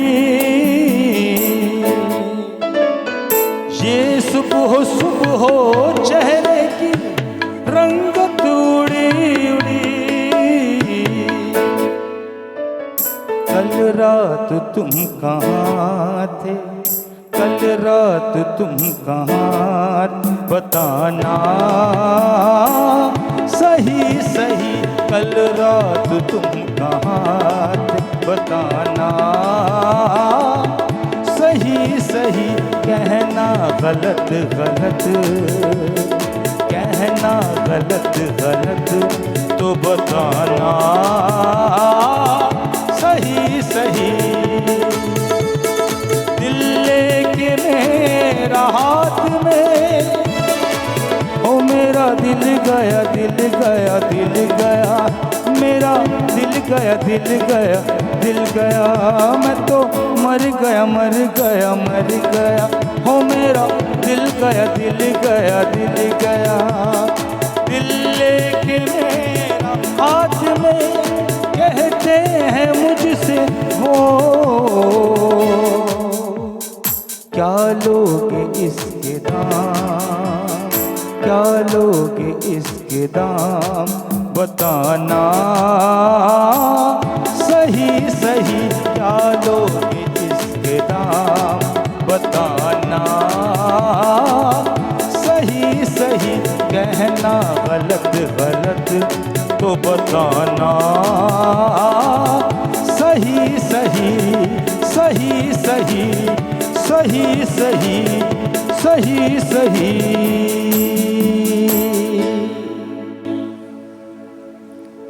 ज़बरदस्त जी, ज़बरदस्त। सही सही टाइम पे सही चीज़ सिलेक्ट किया आपने शोर भाई। कभी ज़िंदगी में गायन वायन जो शौक़ रहे हो? इत्तफ़ाक़ न रहे कॾहिं बि कोन थियो ईअं ॿुधण जो रहियो? मूंखे यादि न, ईअं की गाॾियुनि में वेंदे ॿुधोसीं बाक़ी ईअं न ॿुधो कॾहिं। कैसेट वारा गाना उहे ॿुधा दी। कभी ज़िंदगी में कोशिश की गाने की? नहीं, ऐसा कभी यार इत्तेफाक नहीं हुआ। औरतों के तो मशहूर है, सुनाती बहुत है। आप कैसे नहीं सुनाते? नहीं, ऐसा इत्तेफाक कभी नहीं हुआ। हाँ। हाँ, कभी कभी कुछ ऐसे सुन रहे हो तो वो गुनगुनाने वाली वो जो एक फैक्टर आ रहा होता है, हाँ। वो तो कभी हाँ। आ सकता है। हाँ। लेकिन ऐसा नहीं हुआ कि कौन से गाने पे आते हैं वो फैक्टर? वो जो ज़्यादा यानी कि जो शोर viral शराबे songs वाले हो शोर शराबे। या फिर बाज़ दफ़ा जैसे तरह भी ये गज़ल जो चल रही थी, इसमें भी हाँ। थोड़ा सा लगता है कि हाँ थोड़ा ये इन्वॉल्व होते हैं। हाँ, हो सकते हो हैं। जाती है एक लाइन involvement। सुना दें इसकी भी फिर। ऐसे नहीं। शोभे भाई की आवाज़ के साथ सुना दें, दब जाएगी आवाज़। हम भी ऐसे ही गाते हैं। शोभे भाई, हाँ, दब जाएगी आपकी आवाज़ शोभे की लाइन के साथ। की आवाज़ क्या तो बाकी दब जाएगी ना हमारी आवाज़। हाँ, हाँ। तो ऐसे कोई एक गुनगुनाहट वाली एक? नहीं, ऐसा इत्तेफाक हुआ नहीं कभी, ऐसे ऑन एयर कभी। हाँ, हम ऑन एयर इत्तेफाक नहीं, हम ब्रेक में करेंगे। इस इत्तेफाक को हम ब्रेक में ट्राई करने की कोशिश करेंगे। जल्दी सा वक्त है ब्रेक जो तव्हां सां मुलाकात कयूं था नंढी कमर्शियल ब्रेक खां पोइ।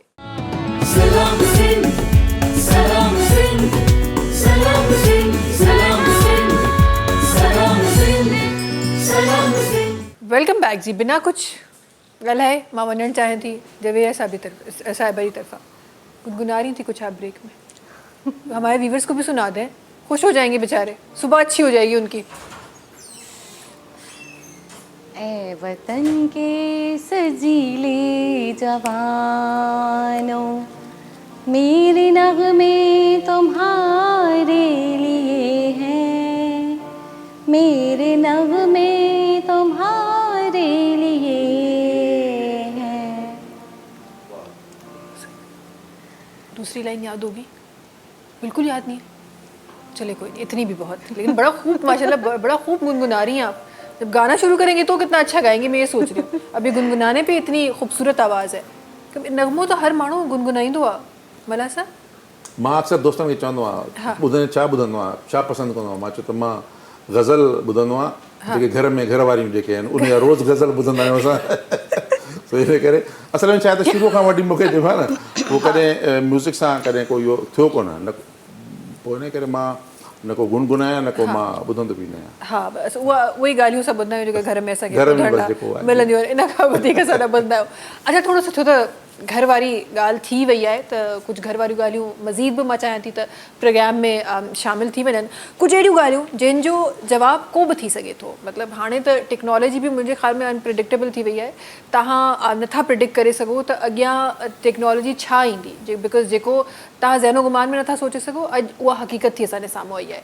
सो ही जवाब बि कुझु इन ई तरीक़े सां आहिनि, चाहे वो हक़ीक़तनि हिन वक़्तु थींदा हुजनि या न थींदा हुजनि, पर तव्हां उनखे उन पंहिंजे लफ़्ज़नि खे उन जवाब में शामिल करे सघो था। त शुरूआति हिन शइ खे था कयूं, टेक्नोलॉजी जेको हिकु नई शइ अगरि ईजाद करणी हुजे जेका हींअर ताईं न थी आहे, कहिड़ी उहा शइ हूंदी जेका तव्हां ईजाद करणु चाहियो था? छा अहिड़ो हुजे जेको थी वञे?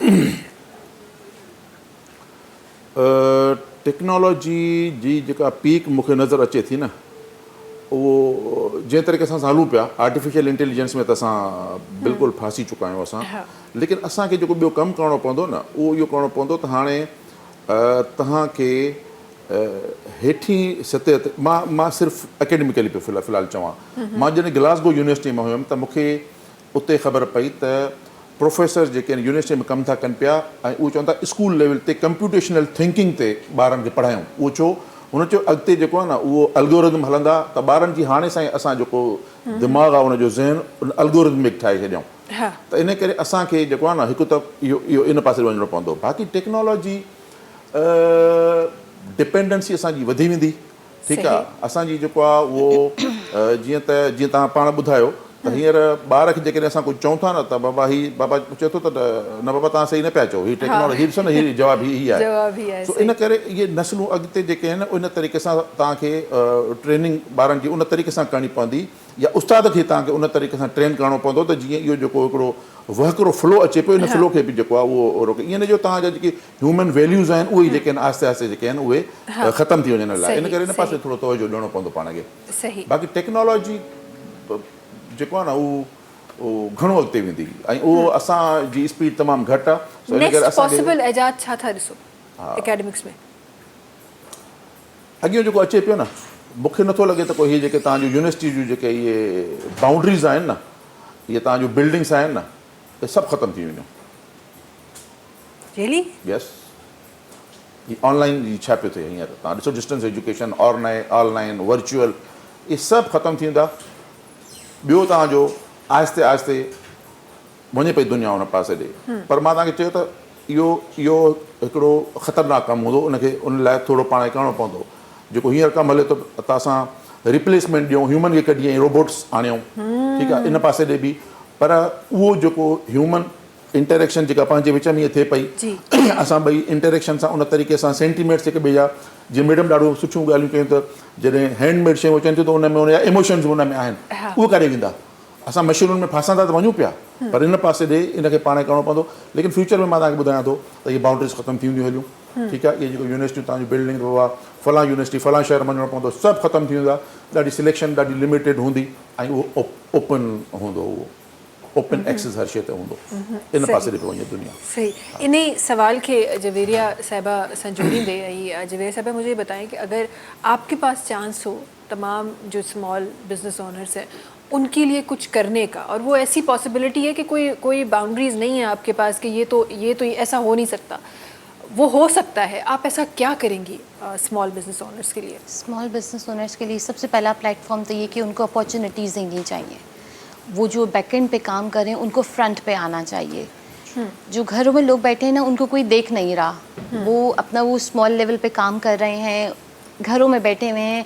सबसे पहले नीड ये है कि उनको ब्रॉटअप करें, उनको स्क्रीन पे लाएं, या फिर उनको ऐसे प्लेटफॉर्म्स प्रोवाइड करें जहाँ पर वो अपना काम प्रमोट कर सकें इजीली।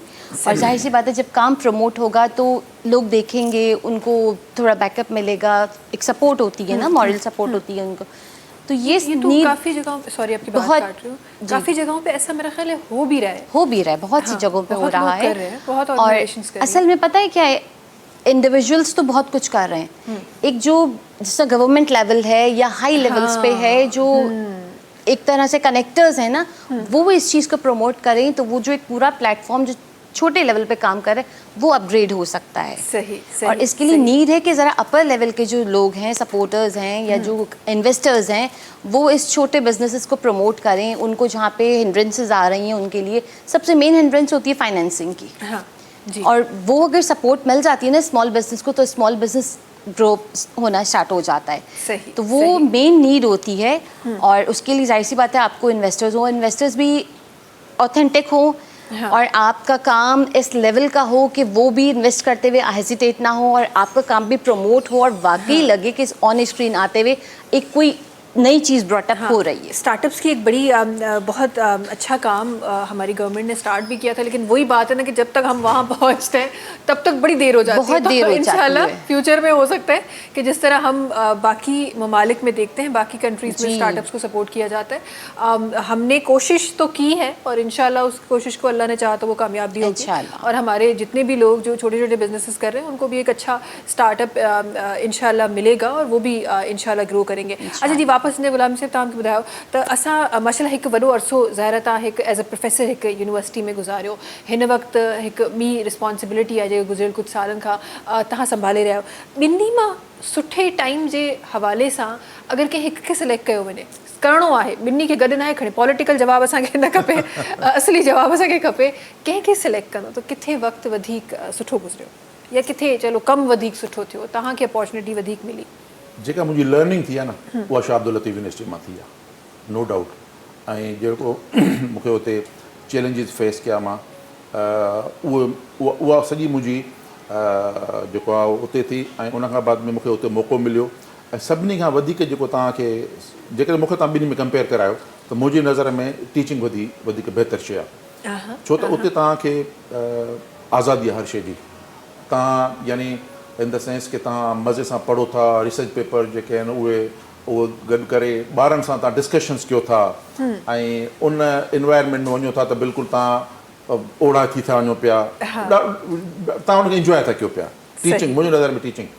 बाक़ी ज़ाहिर आहे वक़्त सां जेको आहे उहो तव्हांजो जेको एक्सपीरियंस आहे, उहो जेकॾहिं तव्हां कंहिं न कंहिं फॉर्म में एडमिनिस्ट्रेटिव बि जेकॾहिं डिलीवर नथा कयो त इहा बि ज़्यादती आहे। इन करे मां हींअर जेको लतीफ़ यूनिवर्सिटी में सिखियो, रिसर्च जे हवाले सां, पंहिंजे बैकग्राउंड जे हवाले सां, उहो हुते डिलीवर पियो कयां।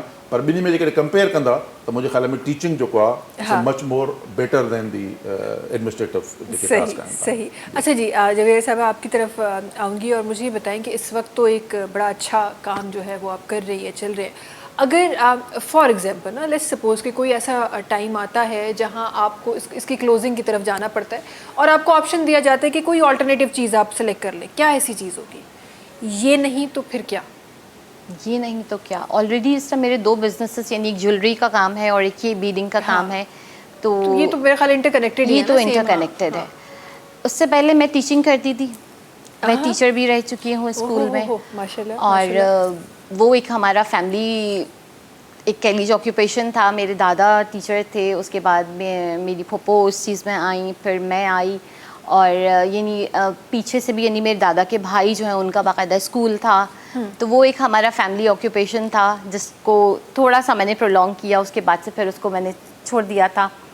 फिर मैं कोविड में जब ये सारा कुछ स्कूल्स आपको पता है शट डाउन हो गए थे, सब कुछ शट डाउन था, तो उसमें ये मुझे एक आइडिया घर बैठ के जो है वो ये इसने मुझे क्लिक किया, तो मैं फिर तब से ये काम कर रही हूँ। सही, तो वो सही। ऑप्शन क्विट होने के बाद फिर मैंने ये ऑप्शन अवेल किया। हाँ, तो अगर कभी कोई अगर और- इन केस ये ऑप्शन खुदा ना खासा कहीं क्विट होता है तो फिर ये कि वो तो फिर हमारा ऑक्यूपेशन मौजूद है ना तो फिर हम उस वो तरफ उस जाएंगे। साइकिल की तरफ हम जाएंगे। और स्टिल ये है कि बाकी हैंड क्राफ्टेड तो आपको पता ही फील्ड ऐसी है कि 1 to 1 रहती है, ये बंद होने के कोई ऐसे वो रहता नहीं। होता और नहीं जो है, क्राफ्टमैन्स होते हैं वो उसमें ये कि ज़रूरी नहीं है वो एक पर्टिकुलर प्रोडक्ट पे ही वर्क करें। हाँ। वो जब एक प्रोडक्ट कर सकते हैं वो दूसरे प्रोडक्ट को भी इजीली कैरी कर सकते हैं। बिल्कुल। और अब तो वैसे भी जब आप हैंडक्राफ्टेड की बात करते हैं तो उसमें तो आप वेरिएशंस एक इतनी ला बहुत सकते हैं। वास्ट फील्ड है, बहुत बिल्कुल। वास्ट फील्ड है और इतनी वेरिएशंस हैं कि आप सोच नहीं सकते कि उसमें एक मटेरियल से एक प्रोडक्ट उसमें यानी कि एक जो आपके पास मटेरियल है उससे आप कितनी चीज़ें आप क्रिएट कर सकते हैं। हाँ। और वो डिफरेंट होती हैं, हर चीज़ का एक डिफरेंट व्यू है, हर चीज़ का एक डिफरेंट सिनेरियो है। तो वो फील्ड ये ऐसी है नहीं जो इसको हम कह रहे शट हो सकती है ये। सही सही। अच्छा, अगर के हिक गुलाम साहब, अगर के हिक यूनिवर्सिटी खे यूनिवर्सिटी जो चार्ज तव्हांखे ॾिनो वञे या उनखे चयो वञे त हिन खे ज़रूरत आहे सुधारण जी, त उहा यूनिवर्सिटी कहिड़ी हूंदी? सिलेक्शन भी तव्हां वटि आहे, तव्हां खणो का यूनिवर्सिटी, पाकिस्तान जी का बि, न सिर्फ़ु सिंध जी, पाकिस्तान जी का बि यूनिवर्सिटी। इन हिकु जवाब में खोड़ सारा जवाब हूंदा, तंहिं करे सोचे सम्झे जवाब ॾिजो। न इन में खोड़ ॿिया मसाला बि थी सघनि था। अलबत्ता मां कोशिशि कंदुमि त नालो जेको न बि खणा न, त मुंहिंजी कोशिशि हूंदी त जनरल यूनिवर्सिटी खां बहितर हूंदो त टेक्नोलॉजी जी जेकी यूनिवर्सिटीज़ आहिनि उहा मुंहिंजी प्रायोरिटी हूंदी, छो जो मुंहिंजो सही। बैकग्राउंड टेक्नोलॉजी जो आहे। त मां कोशिशि कंदुमि। हींअर पाकिस्तान में जेके 5 यूनिवर्सिटी सिर्फ़ु टेक्नोलॉजी जे हवाले सां जेके ठहियूं आहिनि, त मुंहिंजी ट्राई इहा हूंदी त जेकॾहिं अहिड़े क़िस्म जो या टेक्नोलॉजी या वरी अहिड़े क़िस्म जो कमु जंहिंमें एजुकेशन, वर्चुअल एजुकेशन या डिस्टेंस एजुकेशन अहिड़े क़िस्म जो कमु आहे त उनखे मां वधीक प्रेफर कंदुमि। ऐं तव्हां पाण उन में क्लासीफाई करे सघो था त पाकिस्तान में अहिड़े क़िस्म जूं यूनिवर्सिटियूं आहिनि हाँ, जेके नालो न सही, बि खणा, सही। त इहे कैटेगरीज़ इन में मां जेको आहे उहो प्रेफर कंदुमि कि उन में हलियो वञा। उनमें हले वञो। अच्छा जवेद साहब, आप मुझे बताइए कि यहाँ पे जिस तरह जनाब अपने डिफरेंट थॉट्स जो हैं वो शामिल कर रहे हैं हमारे प्रोग्राम में, ज़ाहिर है इस वक्त आप एक ऑनलाइन काम कर रही हैं। कल को अगर आपको मौका मिले कि इस डिजिटल बिजनेस को फिजिकल लेके जाएं, तो आपको लगता है पॉसिबल है, हो सकता है? बिल्कुल है, पॉसिबिलिटी है और बहुत सारे लोग हैं वो जिसको ज़्यादा बेहतर होगा? फिजिकली भी इसको रन कर रहे हैं, ऑनलाइन भी रन हो रहा है, फिजिकली भी रन हो रहा है ये। और मुझे नहीं लगता कि इसमें कोई ऐसा कोई डाउट वाली चीज़ है कि ये जाहिर है जब हम ऑफलाइन बैठ के काम कर रहे हैं, ऑनलाइन पे कर रहे हैं, तो इसको फिजिकली लेके चलना it's not a hard task. ठीक है। और बेहतर ज़्यादा कौन सा है आपकी नज़र में? बेहतर बीइंग अ वुमन जो है, जाहिर है ऑनलाइन रन करना, मार्केट को फेस नहीं करना, हमने बाहर निकल कर हमने वो सारी जो जिसे कहते हैं ना हिंड्रेंसेस जो बाहर निकल के वुमेंस के लिए हैं, हमने उन्हें फेस नहीं करना, तो इट बिट ईजी कि हम घर बैठ के ऑनलाइन इसको टैकल कर रहे हैं। For a woman. For a woman being ठीक है, otherwise ये अदरवाइज ज़्यादा it's easy physical- to take it physical in the market. और वहाँ जाहिर सी बात है आपका जो टेक्सचर है, ये सब चीज़ें हैं वो ज़्यादा है आपकी इन चीज़ों का ना, लोग ज़्यादा देखते हैं। ज़ाहिर। ऑनलाइन पे भी है, ऑनलाइन पे बल्कि मैं कहती हूँ आजकल बहुत ज़्यादा इस चीज़ का जो है ना ट्रेंड बन चुका है कि लोग बाहर जाते हैं ख़रीदते हैं। इससे बेहतर है कि बैठ के उसको सिर्फ क्लिक करना है, हमने चॉइस करना है और सिर्फ ऑर्डर देना है ना, और वो आपके डोर स्टेप पे आ जाएगा विदाउट जाता एनी है, movement, any here and there. तो वो ईजी हो गया आजकल की पब्लिक के लिए। सही सही। गुलाम साहब, कहिड़ी अहिड़ी शइ आहे जेका एजुकेशन में टेक्नोलॉजी रिलेटेड जंहिंखे न हुजणु खपे आहे?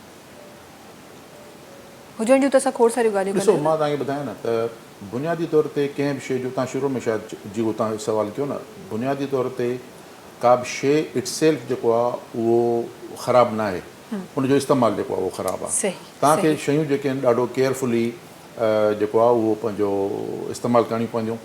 ऐं उन में मां हिकिड़ो जॾहिं मां पढ़ाईंदो हुयुमि त चवंदा त कंप्यूटर जेको आहे उहो केतिरो जेको आहे तव्हां लाइ थ्रेट थी सघे थो, या उन में जॾहिं साइबर सिक्योरिटी या अहिड़े क़िस्म जा इशू हुया, त मां उनखे चवंदुमि त अगरि तव्हां चाहियो था त बिल्कुलु थ्रेट ख़तमु थी वञे ज़ीरो, ओतिरो ई तरीक़ो आहे अनप्लग करे कंप्यूटर ऐं कुंड में रखी छॾियो, पोइ हाणे तव्हां सिक्योर आहियो। अदरवाइज़ तव्हांखे इहे सभु टेक्नोलॉजी जॾहिं आयूं था पंहिंजे फ़ाइदे लाइ, त इन जा थ्रेट्स बि अचनि था पिया। सही। इन करे तव्हांखे उनखे यूज़ जेको आहे माण्हू जेके तव्हांजो पब्लिक आहे उनखे उन तरीक़े सां अवेयर करिणो पवंदो त उनजो प्रॉपर या पॉज़िटिव यूज़ कहिड़ो थी सघे थो पियो। सही शइ बज़ात ख़ुदि शायदि एतिरी ख़राबु न हुजे, लेकिन जॾहिं असां उन में इहो अलबत्त हिकिड़ो ॿियो जेको मसइलो थियो आहे उहो बि शायदि असांखे हाणे पॉलिसी ठाहिणी पवंदी त सोशल मीडिया जेको आहे न उहो एतिरो असां वटि असां एडिक्ट थी विया आहियूं हलिया, उनजो थोरो असांखे पोइ काई पॉलिसी ठाहिणी पवंदी। मसइलनि मां हिकिड़ो अक्सर ॿारनि खे बि यूनिवर्सिटी में पढ़ाईंदो हुउमि क्लास में, पोइ वेठे वेठे ॿार जेके मोबाइल खणंदा ॾिसी वठंदा, मां चयो ईअं थो थिए जीअं न माउरूं घर में छा कंदियूं आहिनि, ॿार जो बार बार पैम्पर चेक कंदियूं आहिनि त ॿार जो पोइ गीलो त न थी वियो हलियो। मां चयो असांजो हाल बि हाणे इहो थी वियो आहे जो असां बार बार जेको आहे उहो मोबाइल का शइ अची त न वई, हाणे ख़बर आहे त काई अहिड़ी एमरजेंसी कान्हे का, इन करे का पॉलिसी ठाहिणी पवंदी त जीअं सोशल मीडिया जो इस्तेमालु जेको आहे अगरि इन जे अचण सां सोशल मीडिया जे अचण जे करे तव्हांजो किताबु ख़तमु थी वियो आहे, हलियो किताबु पवंदो पढ़िजे, हींअर तव्हां लाइब्रेरी में वञो ऐं उहो जेको आहे उहो ॿार डिस्ट्रैक्ट थी वियो आहे, हलियो असांजो फोकस जेको आहे ख़तमु थी वियो आहे, हलियो मां का शइ खोली मूंखे खोड़ मां पंहिंजा तजुर्बा ॿुधायां, चेक हिकिड़ी शइ करणी आहे ख़बर न आहे हाणे किथे पहुची वियो आहियां मां, सोशल मीडिया ऐं हींअर सोशल मीडिया ते अहिड़ो ख़तरनाक हद ते पहुची वई आहे, तव्हांजी डिवाइसिस तव्हांजा एॾा इंटेलिजेंट आहिनि जो तव्हांजा जेके इंट्रस्ट आहिनि उन मुताबिक़ तव्हांखे शयूं जेके आहिनि उहे प्रेज़ेंट करणु शुरू थी वियूं आहिनि। तव्हां इवन मां तव्हांखे हिकिड़ो ॿियो मिसाल थो ॾियां त जॾहिं का तव्हां उहो ॻाल्हायो था पिया उहो तव्हांजो वॉइस जेको आहे उहो बि जेको आहे उहो अंडरस्टैंड करे ऐं उनजूं एडवर्टीज़ तव्हांखे ओहिड़े क़िस्म में मोकिलणु शुरू था कनि पिया। सही सो इन करे इन लाइ का हिकिड़ो को असांखे पॉलिसी ठाहिणी पवंदी, को अवेयरनेस प्रोग्राम करणा पवंदा त जीअं असां नौजवाननि खे अहिड़ो को उते बाउंड कयो त इन जो पॉज़िटिवली यूज़ कनि ऐं डिस्ट्रैक्ट न थियनि पंहिंजे। सही सही बिकॉज़ ज़ाहिर तव्हां जॾहिं उन स्क्रीन ते वञो था न सिर्फ़ु education J point of view सां तव्हां हूअं बि अगरि का शइ ॾिसणु चाहियो था त तव्हां वटि ज़ाहिर तव्हां उन जॻह जीअं असां चवंदा आहियूं आम लफ़्ज़नि में त असां ग्लोबल विलेज में आहियूं, उहो एक्चुअली उन विलेज जो जेको रिमोट आहे उहो असांजे हथ में आहे। सो असां जिथे असां टच कयूं था उते असांखे सॼो ग्लोबली जेके जेके शयूं आहिनि उहे असांखे नज़र थियूं त माण्हू ज़ाहिर आहे डिस्ट्रैक्ट थिए थो। इन जे लाइ तव्हां सही चयो त अगरि का सही स्ट्रैटेजी हुजे, चेक एंड बैलेंस हुजे त शायदि असां उन डिस्ट्रैक्शन खां बची सघूं ऐं हिन वक़्तु जेको असांजी फोकस्ड असांजी यूथ न आहे शायदि असां उनजो फोकस जेको आहे उहो हिकु जॻह ते शिफ्ट करे सघूं जीअं असांखां टेक्नोलॉजी खां पहिरीं जिन माण्हुनि जो हूंदो हो उअं ई असां हिन जनरेशन जो बि फोकस हिकिड़ी जॻह ते शिफ्ट करे सघूं। Thank you so much ji, program जो टाइम जेको आहे उहो ख़तमु थी वियो आहे। वॾी महिरबानी असांजे ॿिन्ही महिमाननि जी असां गॾु हुजण जी, प्रोग्राम में शामिल थियण जी, आपका भी बहुत शुक्रिया हमारे साथ होने के लिए। आख़िर में जल्दी सां शोभी भाई जो आवाज़ हिकु दफ़ो ॿीहर शामिल कयूं था। नाज़रीन इंशाअल्लाह तव्हां सां मुलाक़ात वरी सुभाणे थींदी, तेसि ताईं जी हिन प्रोग्राम में असांखे ॾींदा इजाज़त। अल्लाह हाफ़िज़ जी शोभ भाई।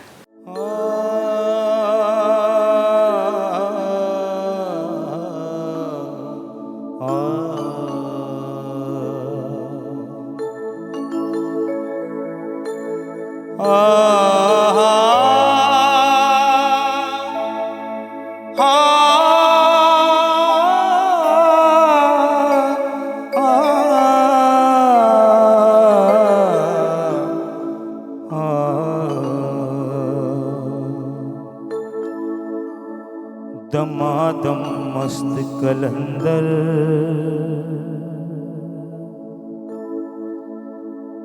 सखी शाहबाज कलंदर, दमादम मस्त कलंदर सखी शाहबाज कलंदर।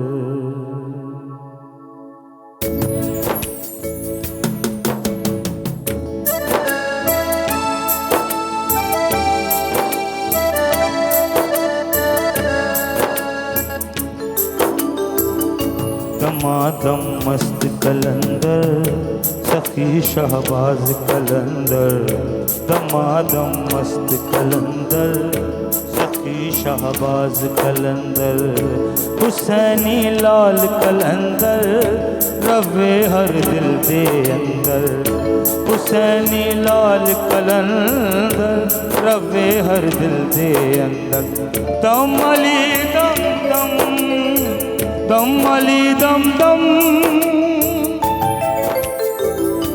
दमादम मस्त कलंदर सखी शहबाज कलंदर।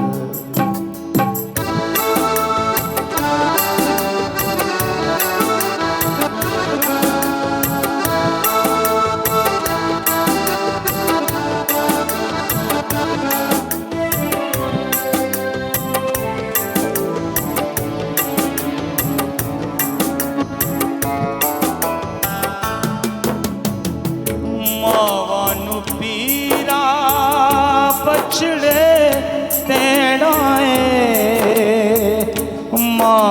मावानु पीरा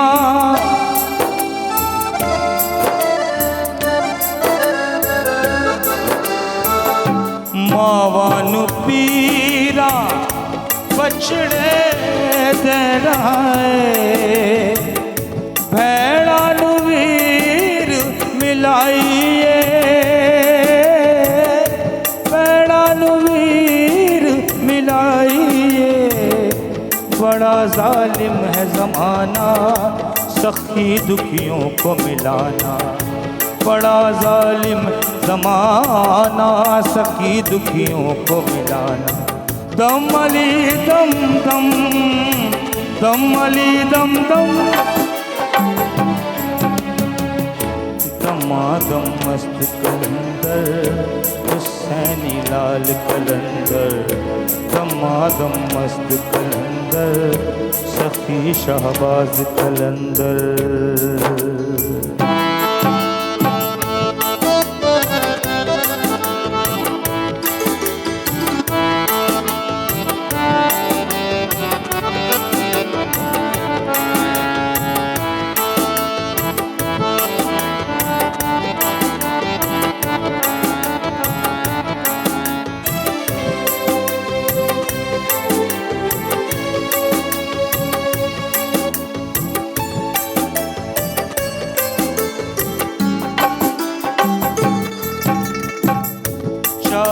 चराग तेरे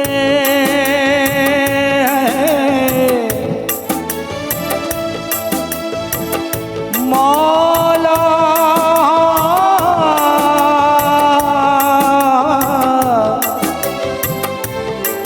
मौला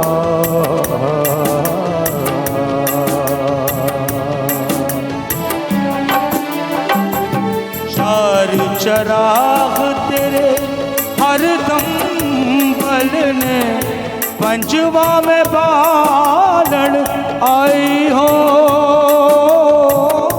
पंजवा में बालन आइए बड़ा जालिम है ज़माना सखी दुखियों को मुलाना बड़ा जालिम है ज़माना मुरादा दिल दिया पामी दम अली दम दम दम अली दम दम दमादम मस्त कलंदर सखी शहबाज कलंदर दमादम मस्त कलंदर हुसैनी लाल कलंदर दमादम मस्त कलंदर सखी शहबाज कलंदर दमादम मस्त कलंदर हुसैनी लाल कलंदर दम अली दम दम दम अली दम दम सब्सक्राइब कयो असांजो official YouTube channel Sindh TV HD ऐं वधीक अपडेट लाइ बेल आइकन खे क्लिक करियो।